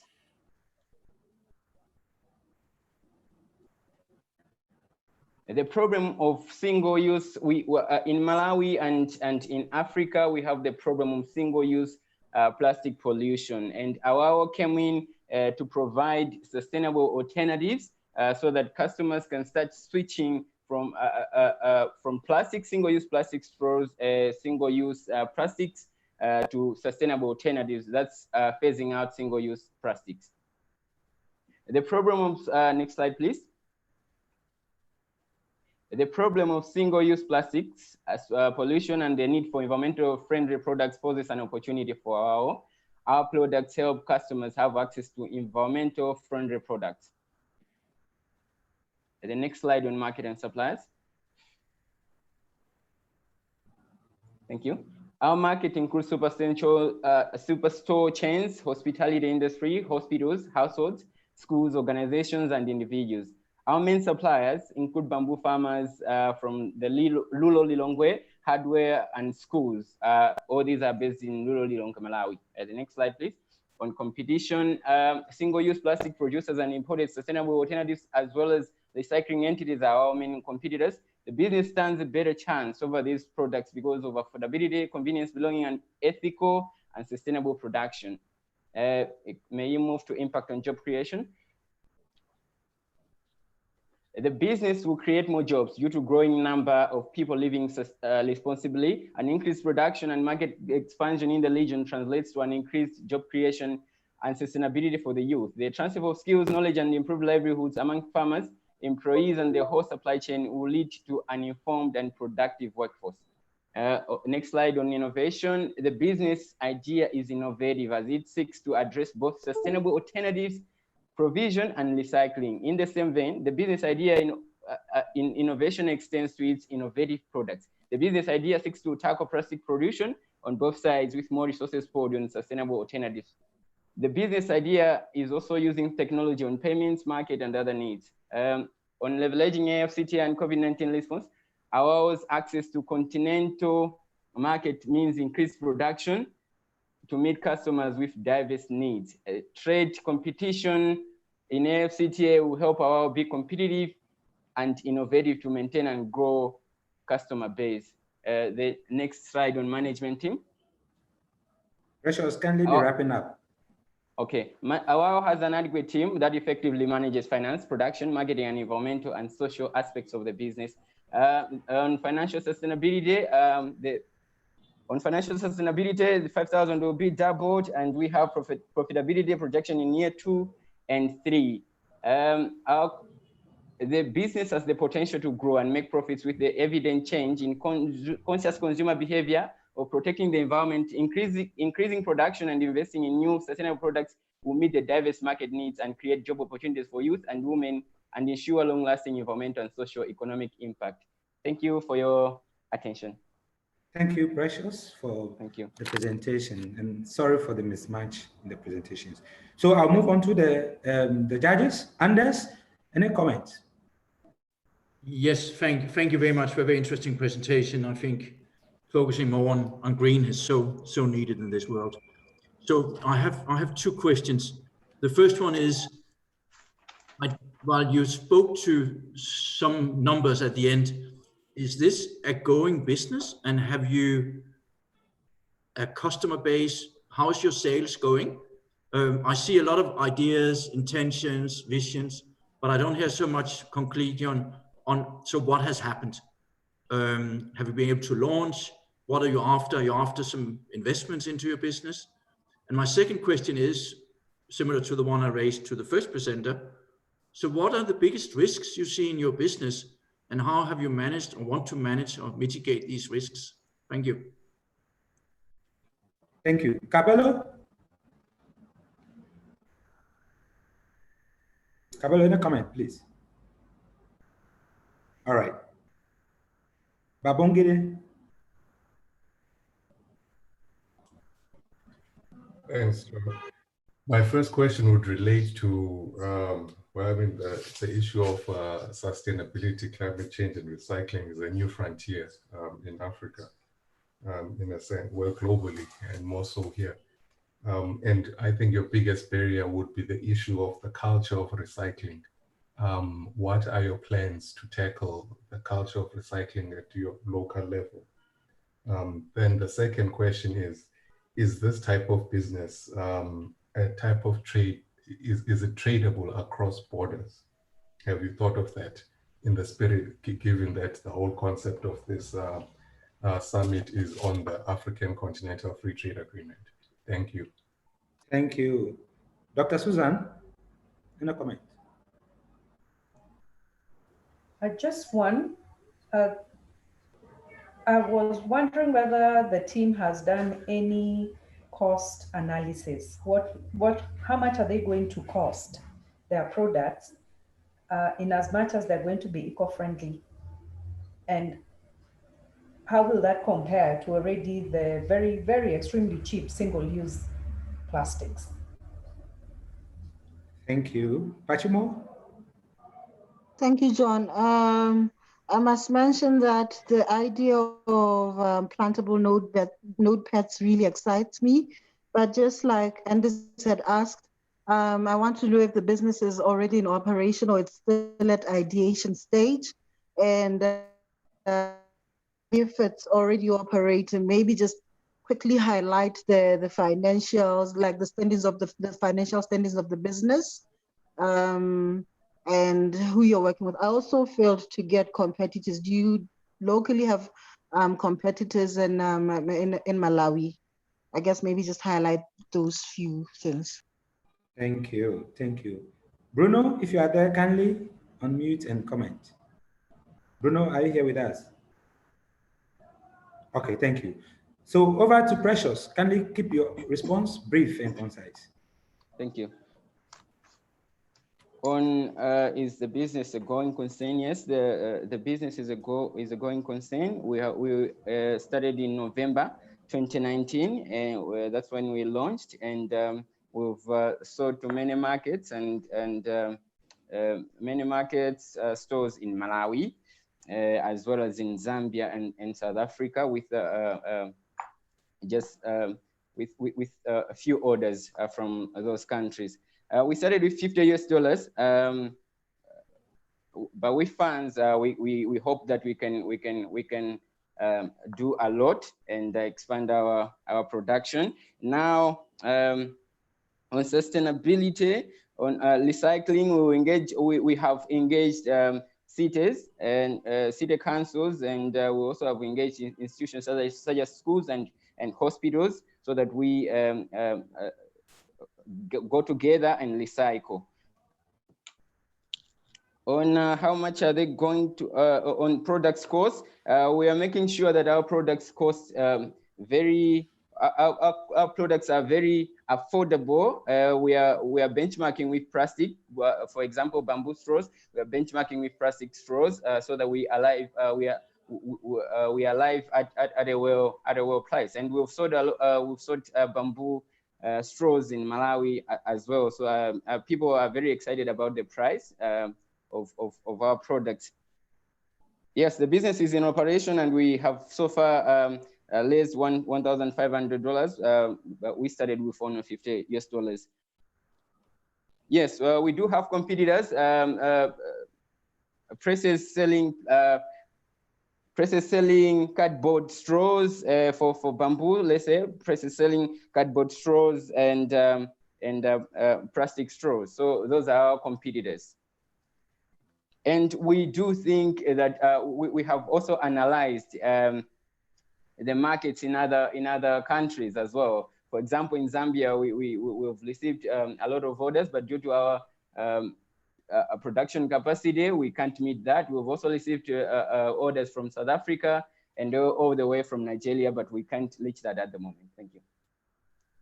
Thank you, Precious. Okay, so I'm going to give you scans to the judges to complete the assessment. But if you have any follow-up during this period, you can ask. So whilst we wait on the judges to complete the assessment, Hello Wako Integrated Farms, if you are there, kindly be setting your stage for the last presentation. Thank you. Can you hear me? Hello, can you hear me? Yeah, can you hold on? Can you hold on?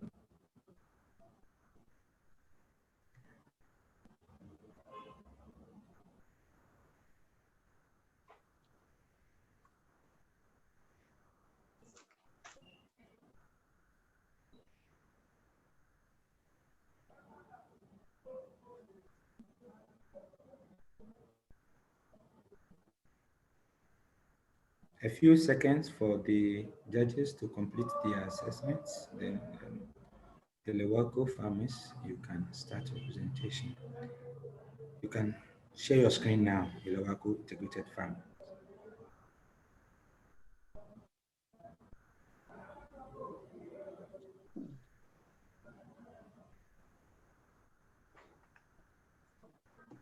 Kindly share your screen, the Lewako Integrated Farms.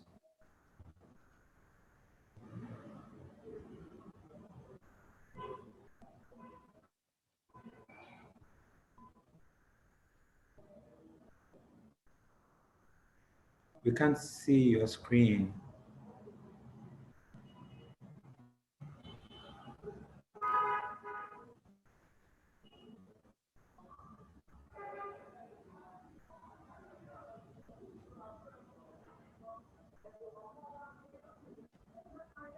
We can't still see your screen.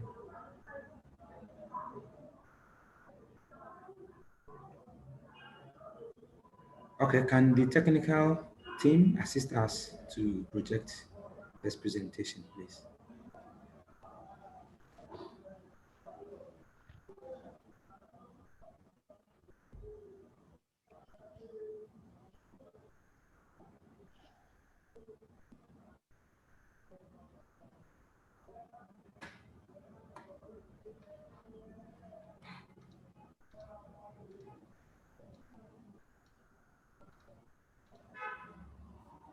Hello, Wapa, I think you are having technical challenges. Yeah. I'm having. Okay, so yeah. Okay, so all right. Sorry for the inconvenience.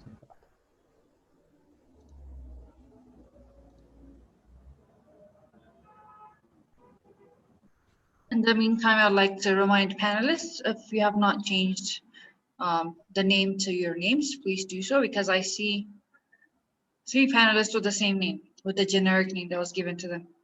So just kindly check and rename it to your own name. Thank you.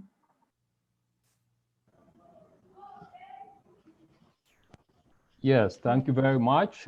May I proceed?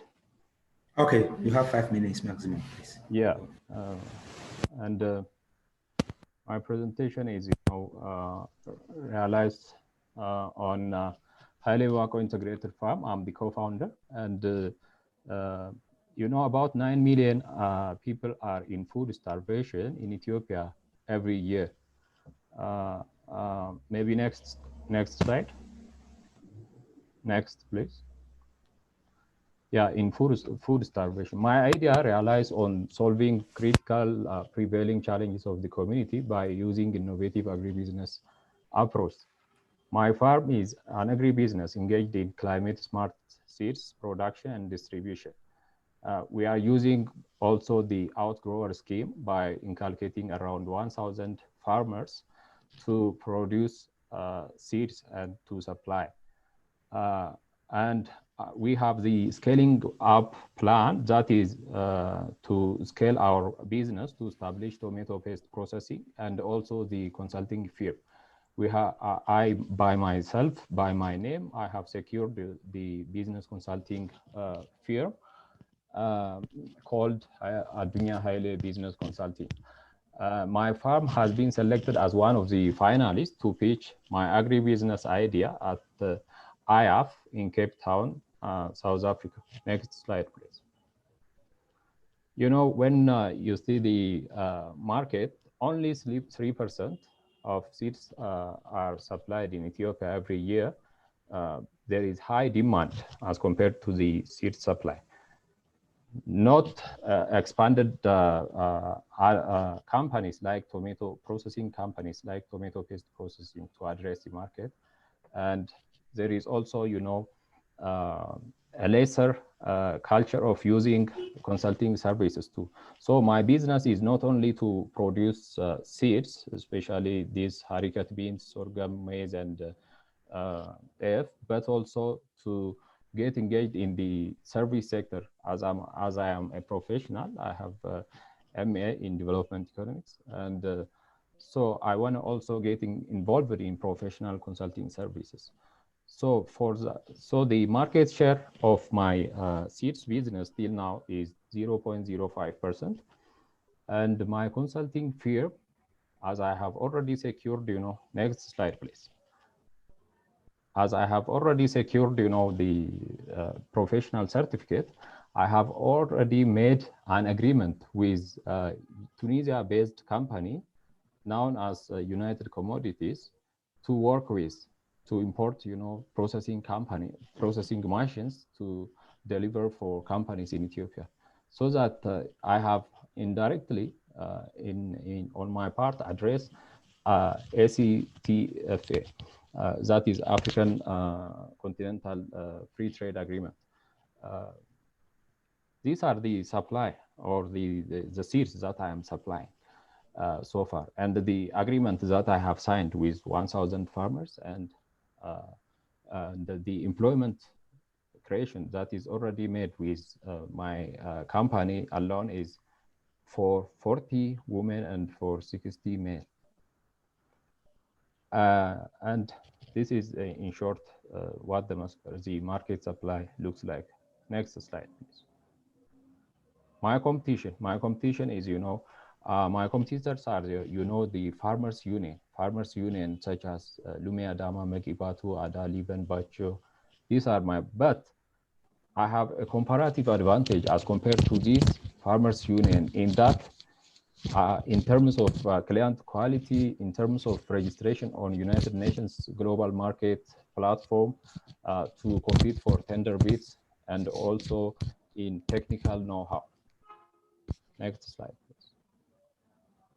So this is my business model. As I have said, we are producing the seeds by ourselves and also using the outgrower scheme by contracting 1,000 farmers. So it is a business that is already in a business since 2016. And I am diversifying my business to processing tomato, as I am also working on business plan development to secure, you know, loan from Development Bank of Ethiopia, and to supply or to export the tomato paste to neighboring countries such as Kenya, Sudan, and Djibouti. Next slide. Adogna, you should be wrapping up. So to address, you know, the ACFTA, and COVID response. This is my strategy. I am working with development bank to secure the loan, and also, as I have said, I have signed the agreement with Tunisia-based import processing company so that to deliver that processing companies for Ethiopian based companies. So in terms of COVID-19, my farm follows preventive measures of virus, such as use of masks, sanitizers, and keeping social distancing, so that to put this as a guiding principle of the new normal. So my business is, now in a diversification. It is on the track to diversify to processing, that is tomato processing, and to already secure the consulting services, to deliver consulting services. Next slide. Yeah, this is my management team. I'm the co-founder and deputy CEO of Haile Wako Integrated Farm and the founder of Adunya Haile Business Consulting. And Adisu Haile is the engineer and the co-founder. He's serving as a technical manager. Haile Wako is an agronomist and co-founder and CEO of Haile Wako Integrated Farm. Next slide. So in conclusion, we are using the outgrower schemes, use of IoT, Internet of Things, participation in tender bids, drip irrigation practices, and intercropping and crop rotation in place. And besides this, we are playing our role in operationalization of ACTA and in running our business post COVID-19. Thank you. Thank you. Thank you very much. Thank you. Thank you. Okay, now to the judges. Babongile, the floor is yours for any comments, please. I thought we were rotating, John, but it's fine. Yeah. My comment and question would be, you listed quite a few things, like you use outgrower schemes, the Internet of Things, drip irrigation. And the first thing that comes to mind is that those are high input costs. And if the market where you are you are growing your crops, there's a high reliance, of course, on natural rainforest systems. So how is it that you can become competitive with such high input costs? Okay. Should I answer one by one or? No. Thank you. Hold on. Dr. Susan?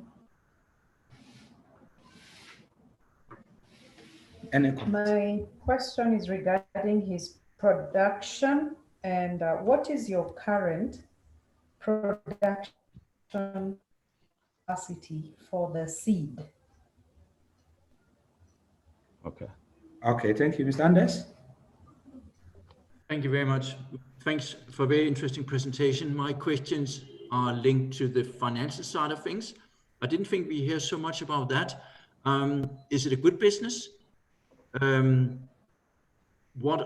So I assume you break even since you are in the business, but we don't know much about how your business has evolved, what your future ideas are when it comes to securing the financial side of things, and how to grow your business. So this entire area when it comes to finance was a little bit not so described, I think. And if you could elaborate a bit on that, I'll appreciate that. Thank you. Thank you. Anders, Patmo, any question? No question at the moment. Okay, thank you. Cabello?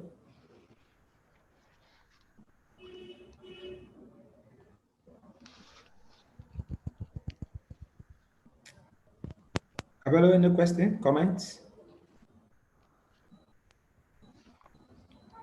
Okay, if we have Bruno here, can you unmute and I don't think so. Okay. Okay. Let me proceed.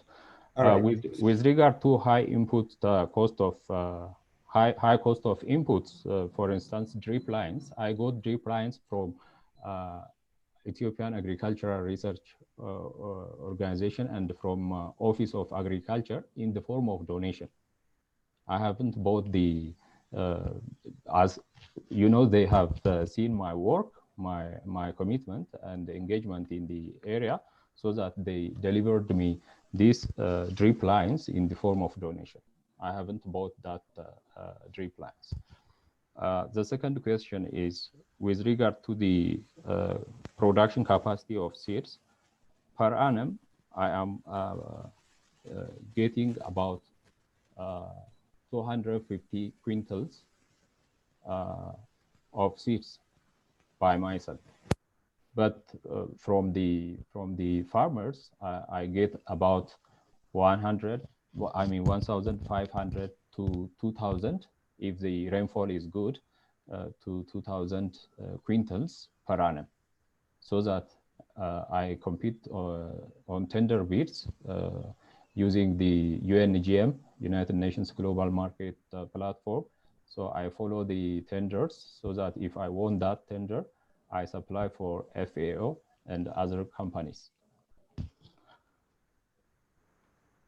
How do you evolve it? Yeah, I started from the small scale, by the way, so that I started 2016. It was very at a very minimal stage, so that I have been evolving, and these international companies, especially ICF, ICRC, Save the Children, World Vision, and FAO are becoming my clients, so that my business is, on a growth stage right now. And my future plan is to establish tomato paste processing company, and given established, if the machines are installed and fully operational, I'm gonna supply, or I'm gonna export the tomato to neighboring African countries, as I have mentioned, to Kenya, Sudan, and Djibouti. And my financial plan, in fact, the details of my financial plan is already indicated in the on the pitch presentation of the former one that I have submitted. So it is possible to look over there. As it is a 5-minute presentation, that's why that I haven't included that part. If I answer, maybe. Okay. Thank you very much, Adomda, for your presentation, and to all the other presenters, thank you very much for your time. Whilst the judges completed their assessment, I want to use this opportunity to thank everyone, both the companies and the presenters, for your time, and I wish you well. To the judges, we thank you for your time and your judgment, and we appreciate so much your commitment you have made towards pioneering new youth development on the continent. Over to Jayat, do you have anything to say? Nothing to add my side, but thank you very much to everyone for presenting, and to the judges for taking the time to focus on this. And I guess just a final reminder to everyone who is participating that while we hope you've enjoyed this this competition and the ranking, we hope that all of you will move forward with your ideas and try and grow them. Use the networking opportunities afforded by this event to contact other people and see how you can turn your business idea into reality. Thank you very much. Grant, over to you. Thank you so much. Over to me, John. I am seeing this session right now. Thank you so much, Jared and John, for moderating this incredible pitching competition. And we also thank the pitchers with incredible ideas. And you're all winners, I would like to say, because you all came up with incredible ideas and you're serving your communities in your own way. And this is what the realization of AFCFTA will be, because you'll be collaborating with other entrepreneurs within the continent, and you'll be serving Africa. And so we very much thank you and appreciate you, and we encourage you to keep on pushing. And our judges, thank you so much for investing your time and energy into judging this incredible pitching competition. So you'll have time to analyze what you've heard, and we'll give you some 5 to 10 minutes to just submit in your judgment assessments. Without further ado, we've had a very, very long day of insightful presentations, workshops, panels, breakout sessions. It's been incredible. And thank you so much for our attendees to stay with us till now. We have about 150 participants right now with 23 panelists. So yeah, our participation has not been less than 150. It's been ranging from 150 to 250. That's without considering the Facebook Live people that are watching over there. So we thank every one of you, and we hope we've learned a lot.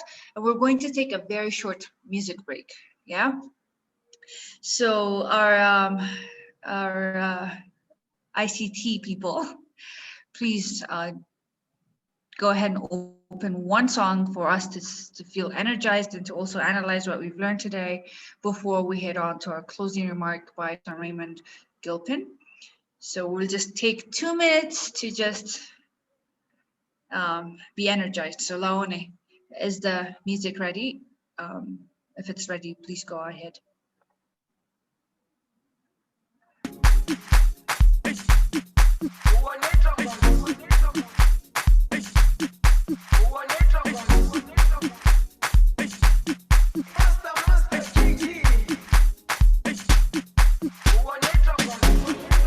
Jerusalema ikhaya lami ilondoloze uhambe nami zungangishilana Jerusalema ikhaya lami ilondoloze uhambe nami zungangishilana dawo yami ayikholana buso wami awukholana ilondoloze zuhambe nami dawo yami ayikholana buso wami awukholana ilondoloze.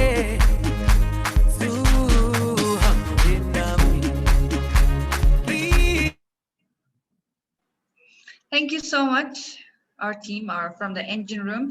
Thank you for keeping us intact. So now we're going to move on to our last closing keynote speaker.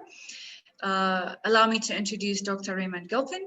Dr. Raymond Gilpin is the Chief Economist and Head of Strategy, Analysis and Research Team at the Regional Bureau for Africa at the UN Development Program in New York. In this capacity, he provides leadership on all matters related to economic analysis, strategy, and research in UNDP's Africa Bureau, and he manages the RBA network of economists.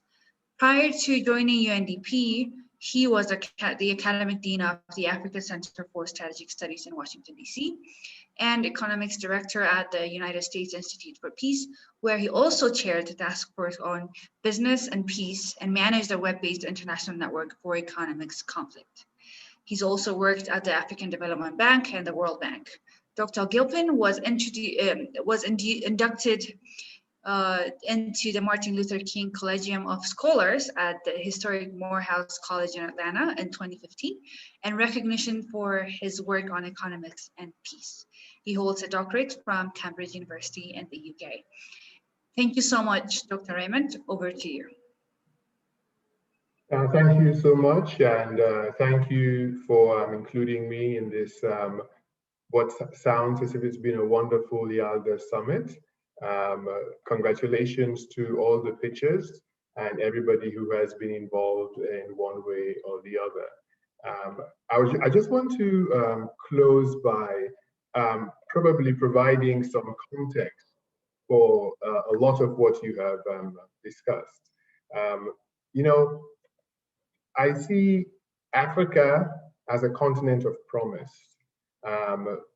It's home to a significant proportion of the world's population.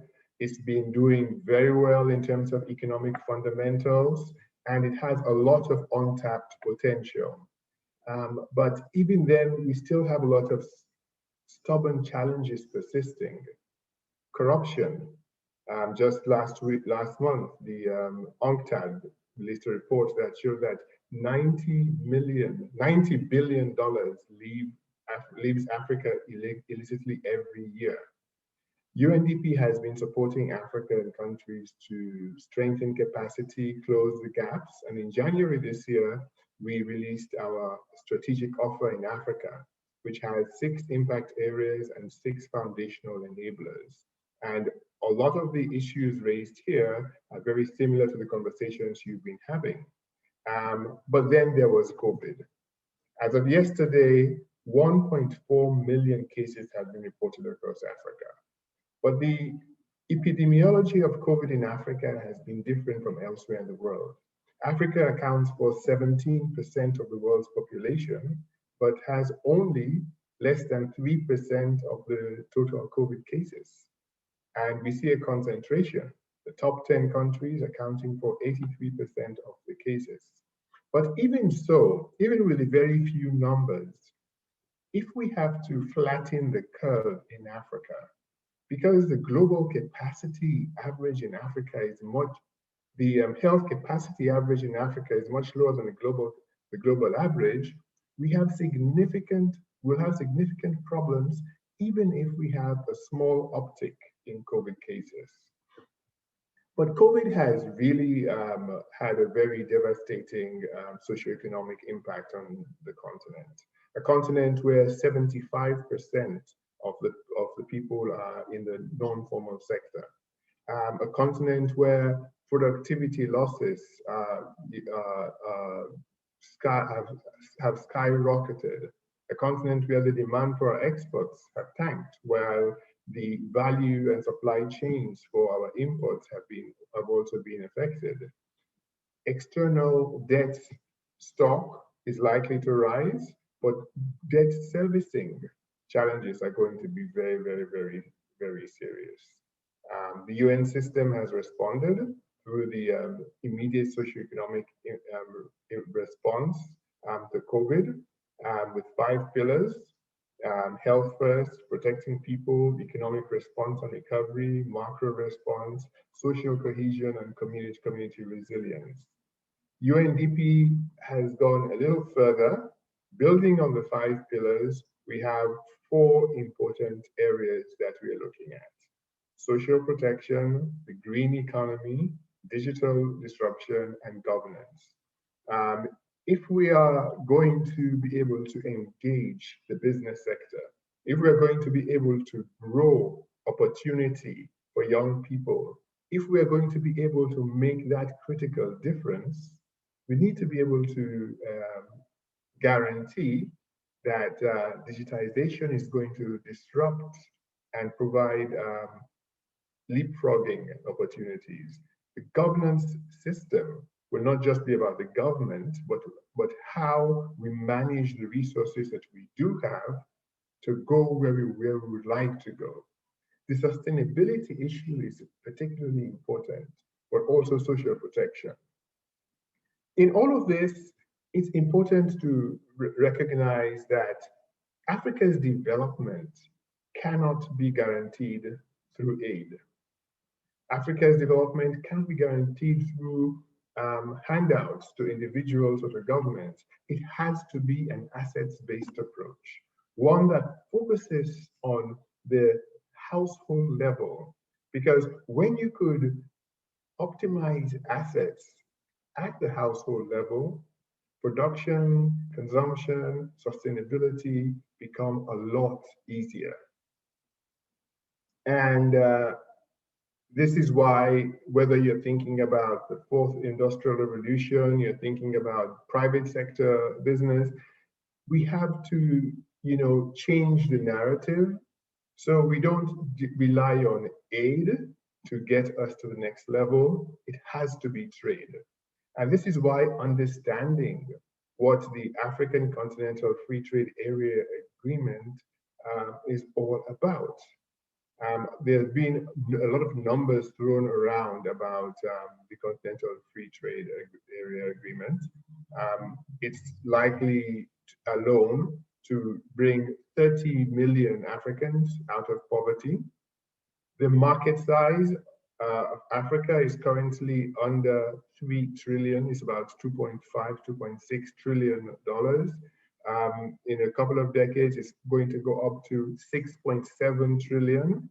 The increase in exports, 560 billion.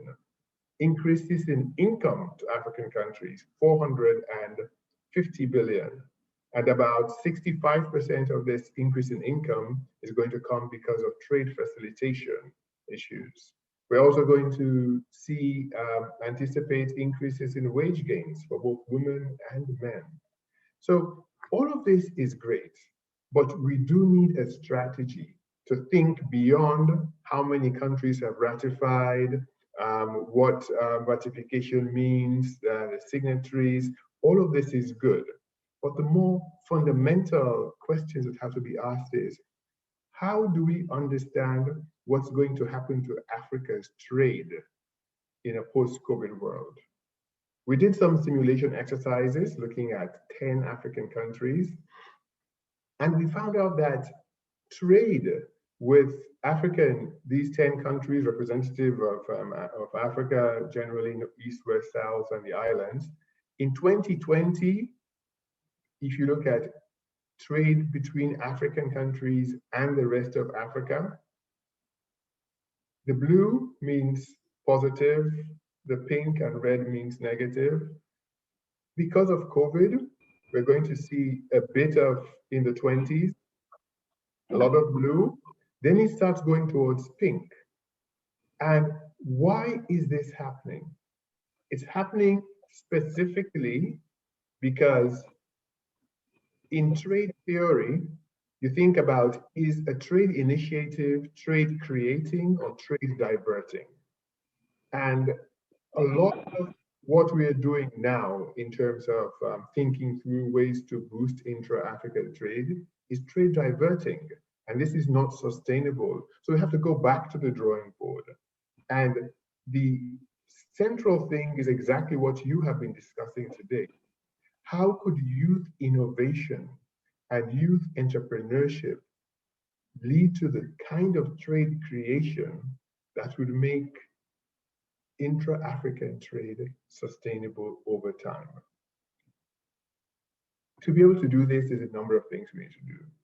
We have to reimagine Africa's post-COVID development, not based on what we have learned in the textbooks or what we have heard, but how do we rebuild and how do we build forward?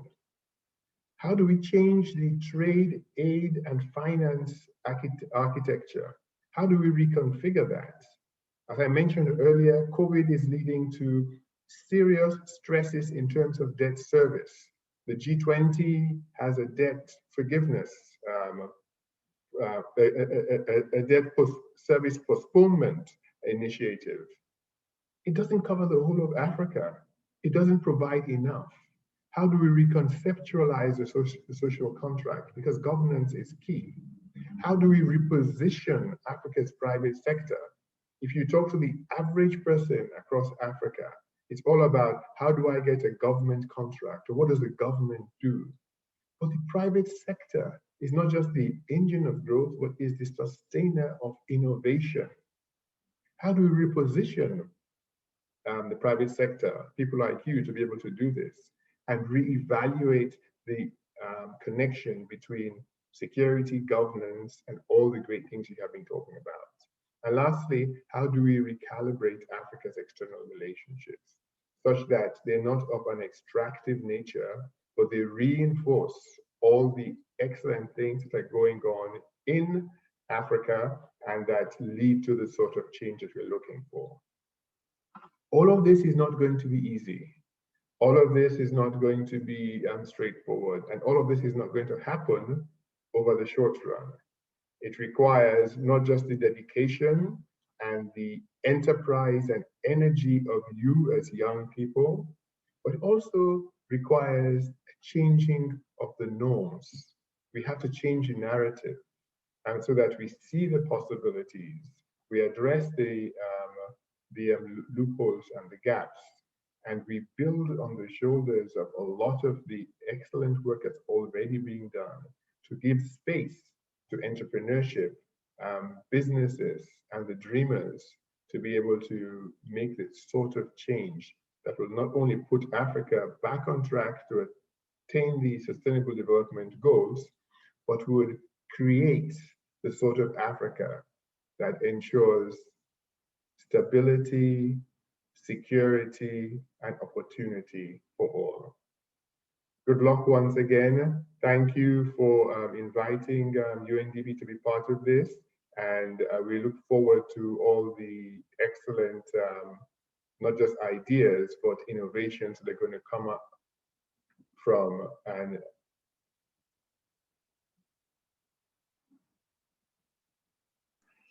Thanks so much, Dr. Raymond. That last slide there really intrigued all of us and kind of made us think of ways to kind of re-envision our plan for Africa.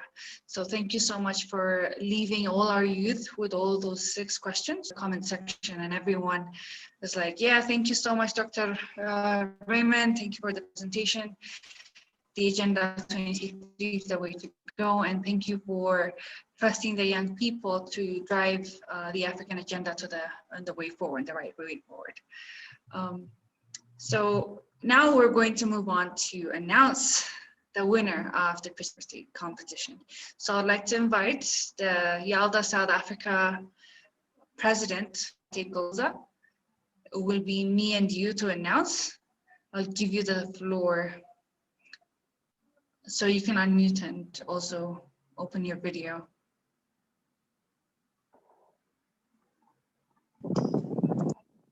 Hi, Taya. So I just spoke to Chooks, I think Chooks just signed in, so I'm gonna tell him to mute. Chooks, can you mute, please?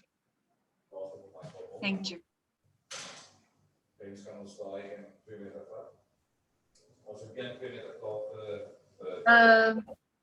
Okay. Anyone of the panelists that have unmuted your mic, please? Unmute your mic. Can you? Yeah. Okay, Katiko. Reflections before we announce. Thank you to all the participants. There was truly some wonderful and innovative ideas. Of course, it is young people who will lead the revolution in changing the economic outlook and growing the economies of Africa.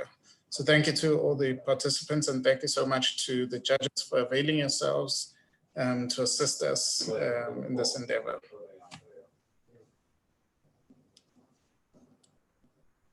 Okay, so without further ado, we have received the winner.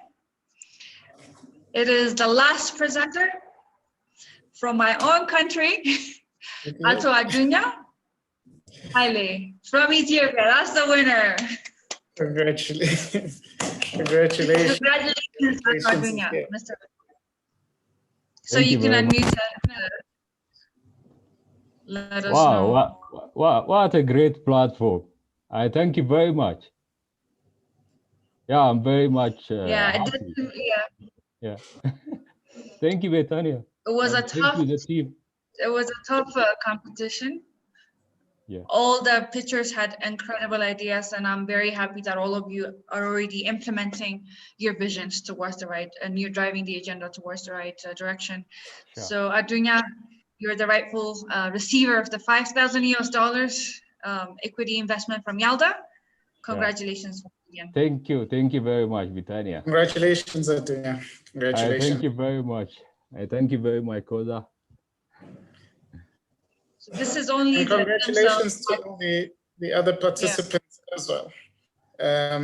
We look forward to welcoming all of you in South Africa in 2021 with your innovative ideas, and we hope by then you will have grown them even further than you have now. So thank you to everyone who participated. Thank you very much. Okay, now I will return the floor to our incredible moderator, Grant, so you can collect a vote of thanks from all our co-conveners. Grant Davis, you have the floor. grant.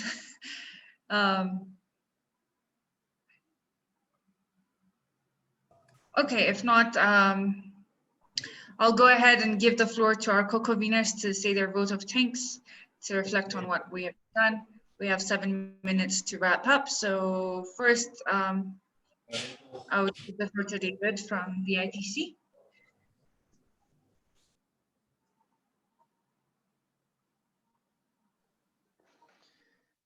Hello, good evening, actually for some of you.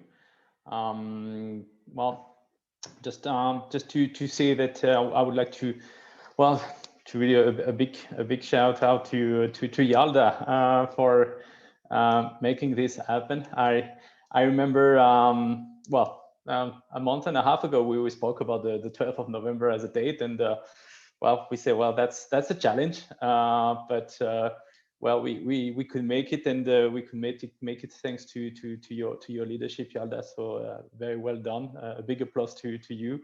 And I would like, of course, to thank the other conveners, so the UNECA, the SEFTA Secretariat, and also my ITC colleagues who really sweated a lot to make that happen, and they are here and there on the screen. So thanks, colleagues. I'm really proud to be part of this team as well. I mean, as closing remarks, I will not go into details. Many things have been said today, and there's a famous quote in French that says that basically repetition is the most efficient rhetoric form. So I would say that repeating the fact that the youth, if we want them to take benefit of this AFCFTA, sorry, it's a bit late now. Well, it's really awareness raising, public-private dialogues, sensitizing them about the importance of youth, and this is something that has been said quite often today, and also making sure that their voices are taken into account, of course, but also, I mean, the strengthening of the digital infrastructure and the access to finance models, and digital is going to be crucial for the months to come in view of the circumstances, but also it will change many business models. So this is something that we all have to work together on. And access to finance, I mean, my Deputy Executive Director mentioned some examples from the Gambia, and my take of that is also that we have to take into account good practices on the ground, and those practices that are working, and try to replicate that and share with the network in order to give this concrete access to finance to young entrepreneurs. On ITC side, I mean, we will continue the work. It's just the beginning, and the really making sure that we also equip business support organizations with all the tools, all the knowledge to make this CFTA work for young entrepreneurs, but also playing our part in providing more and more digital content and access to this digital content. We mentioned the learning, we mentioned the YA community, so please do not hesitate to log in. This is free, it's free resources, and it's not because it's free, it's not good. It's good and free, so you can imagine it's both. So please go there, and we will continue advocating for the cause of youth in the context of the CFTA and of course beyond. So again, thanks a lot for all the work you put together. It's been a pleasure. We met at the Yes Forum. We get this YALDA with this YALDA event online, and hopefully the next one will be live somewhere in Africa. Again, good evening. Merci beaucoup. Bonsoir. Et see you soon. Thank you so much, David. Merci beaucoup aussi. Thank you for your collaboration with us and for the trust you put in our organization. When we partnered with ITC on the first event, we were very excited because, you know, it was a real realization of the youth entrepreneurship and self-employment initiative. So we're very happy to have partnered with you, and we're happy that you are our co-convener for this event. And this is only a glimpse of what the real i-Bootcamp Summit will look like next year in South Africa. So we're very excited to have everyone on board, and we've introduced YALDA for those of you who are new to YALDA. We're very excited to have you on board and to invite you next year to South Africa. And for our pictures, thank you so much as well. And from ECA side, maybe Dr. Suzanne, would you like to speak on behalf of the ACA as a co-convener to give a vote of thanks, please?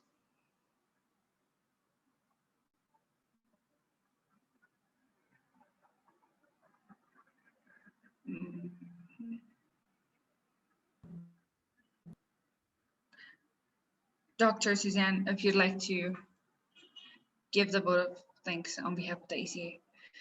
If not, okay, I will give the floor to our YALDA Senior Advisor, Ms. Laone Bukamu. She's been the backbone of the planning of this i-Bootcamp Summit, of course, with support of the incredible YALDA team. So Bukamu, last words.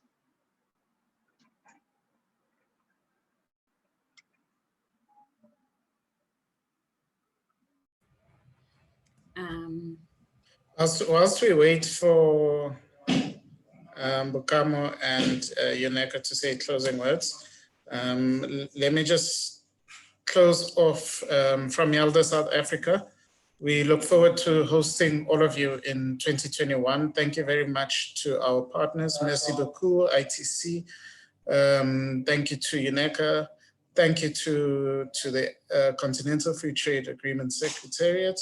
His Excellency Wamkele Mene, we look forward to engaging further with as we make the Continental Agreement a reality.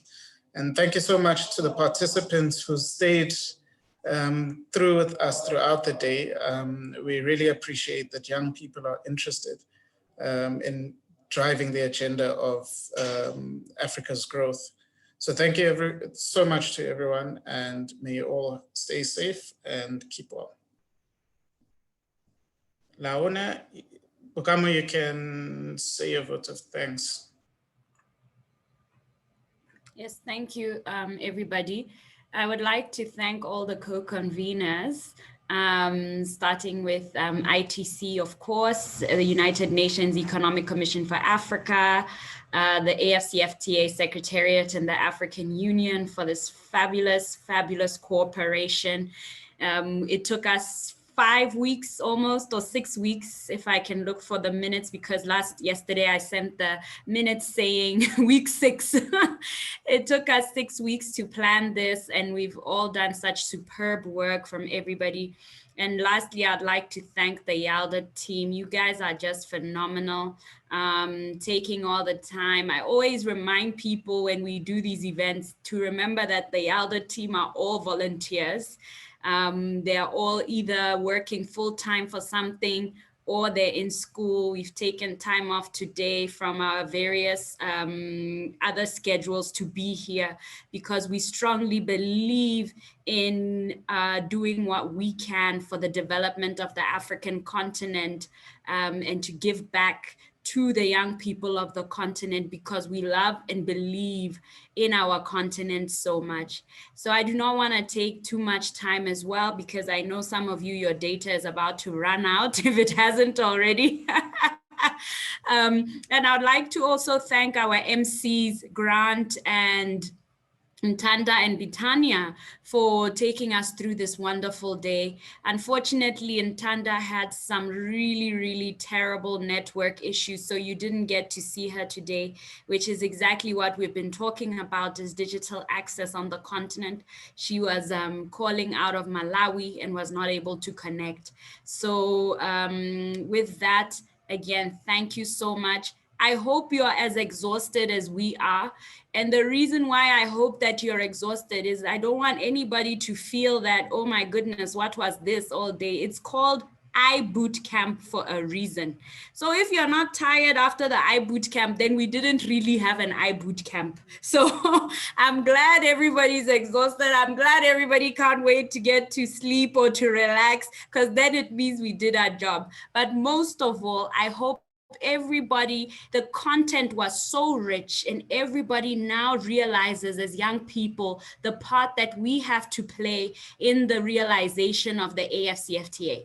As YALDA, we're just getting started. We have made the AFCFTA our main campaign for the next 2 years, and we are going to be really, really working hard to ensure that young people are involved in the implementation of the AFCFTA and that we take hold of all the opportunities. So this summit was just the beginning for us to help you learn more about what this AFCFTA is. And the discussion was so rich and so powerful and educative and informative that we hope you go from here. If it was the real i-Bootcamp, by now we would be giving you your homework. Yes, at the i-Bootcamp, you do have homework every night that you are supposed to submit before the next morning. So you technically do not sleep. So this is what South Africa is gonna be like, because we want to see that you've actually learned something during the whole entire summit or entire i-Bootcamp. So we'll spare you today. You won't have any homework or assignments,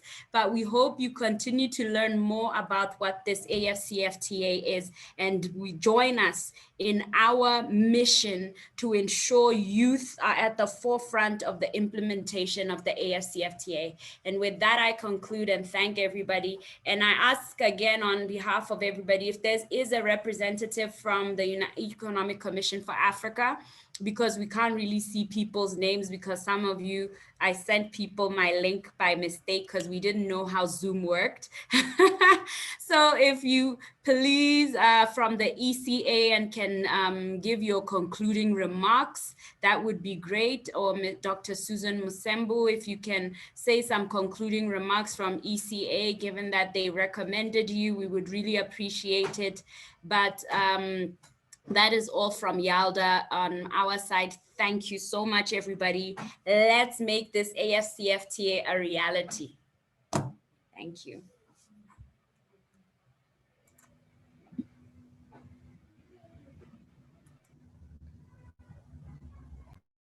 Thank you so much, Bukamo. Dr. Susan, please go ahead. Oh, hi. I didn't realize that Dr. Susan was me. I don't represent ECA. Yes, they recommended me. I'm actually from Kenya, Chandaria Business Innovation Center. And so I don't think I'm in a position to talk about the ECA, but I think it's been an awesome meeting. This is my first time I've participated in this. And the 4 ideas were really, really great, but there had to be a winner. So congrats to the winner. And this was a bit of an ambush, but nonetheless, well done, YALDA team. I think that was awesome. So have a nice evening, everyone. Thank you, ma'am. And from myself, Grant Davis, it's been an absolute pleasure to host this incredible summit. I've certainly learned a lot.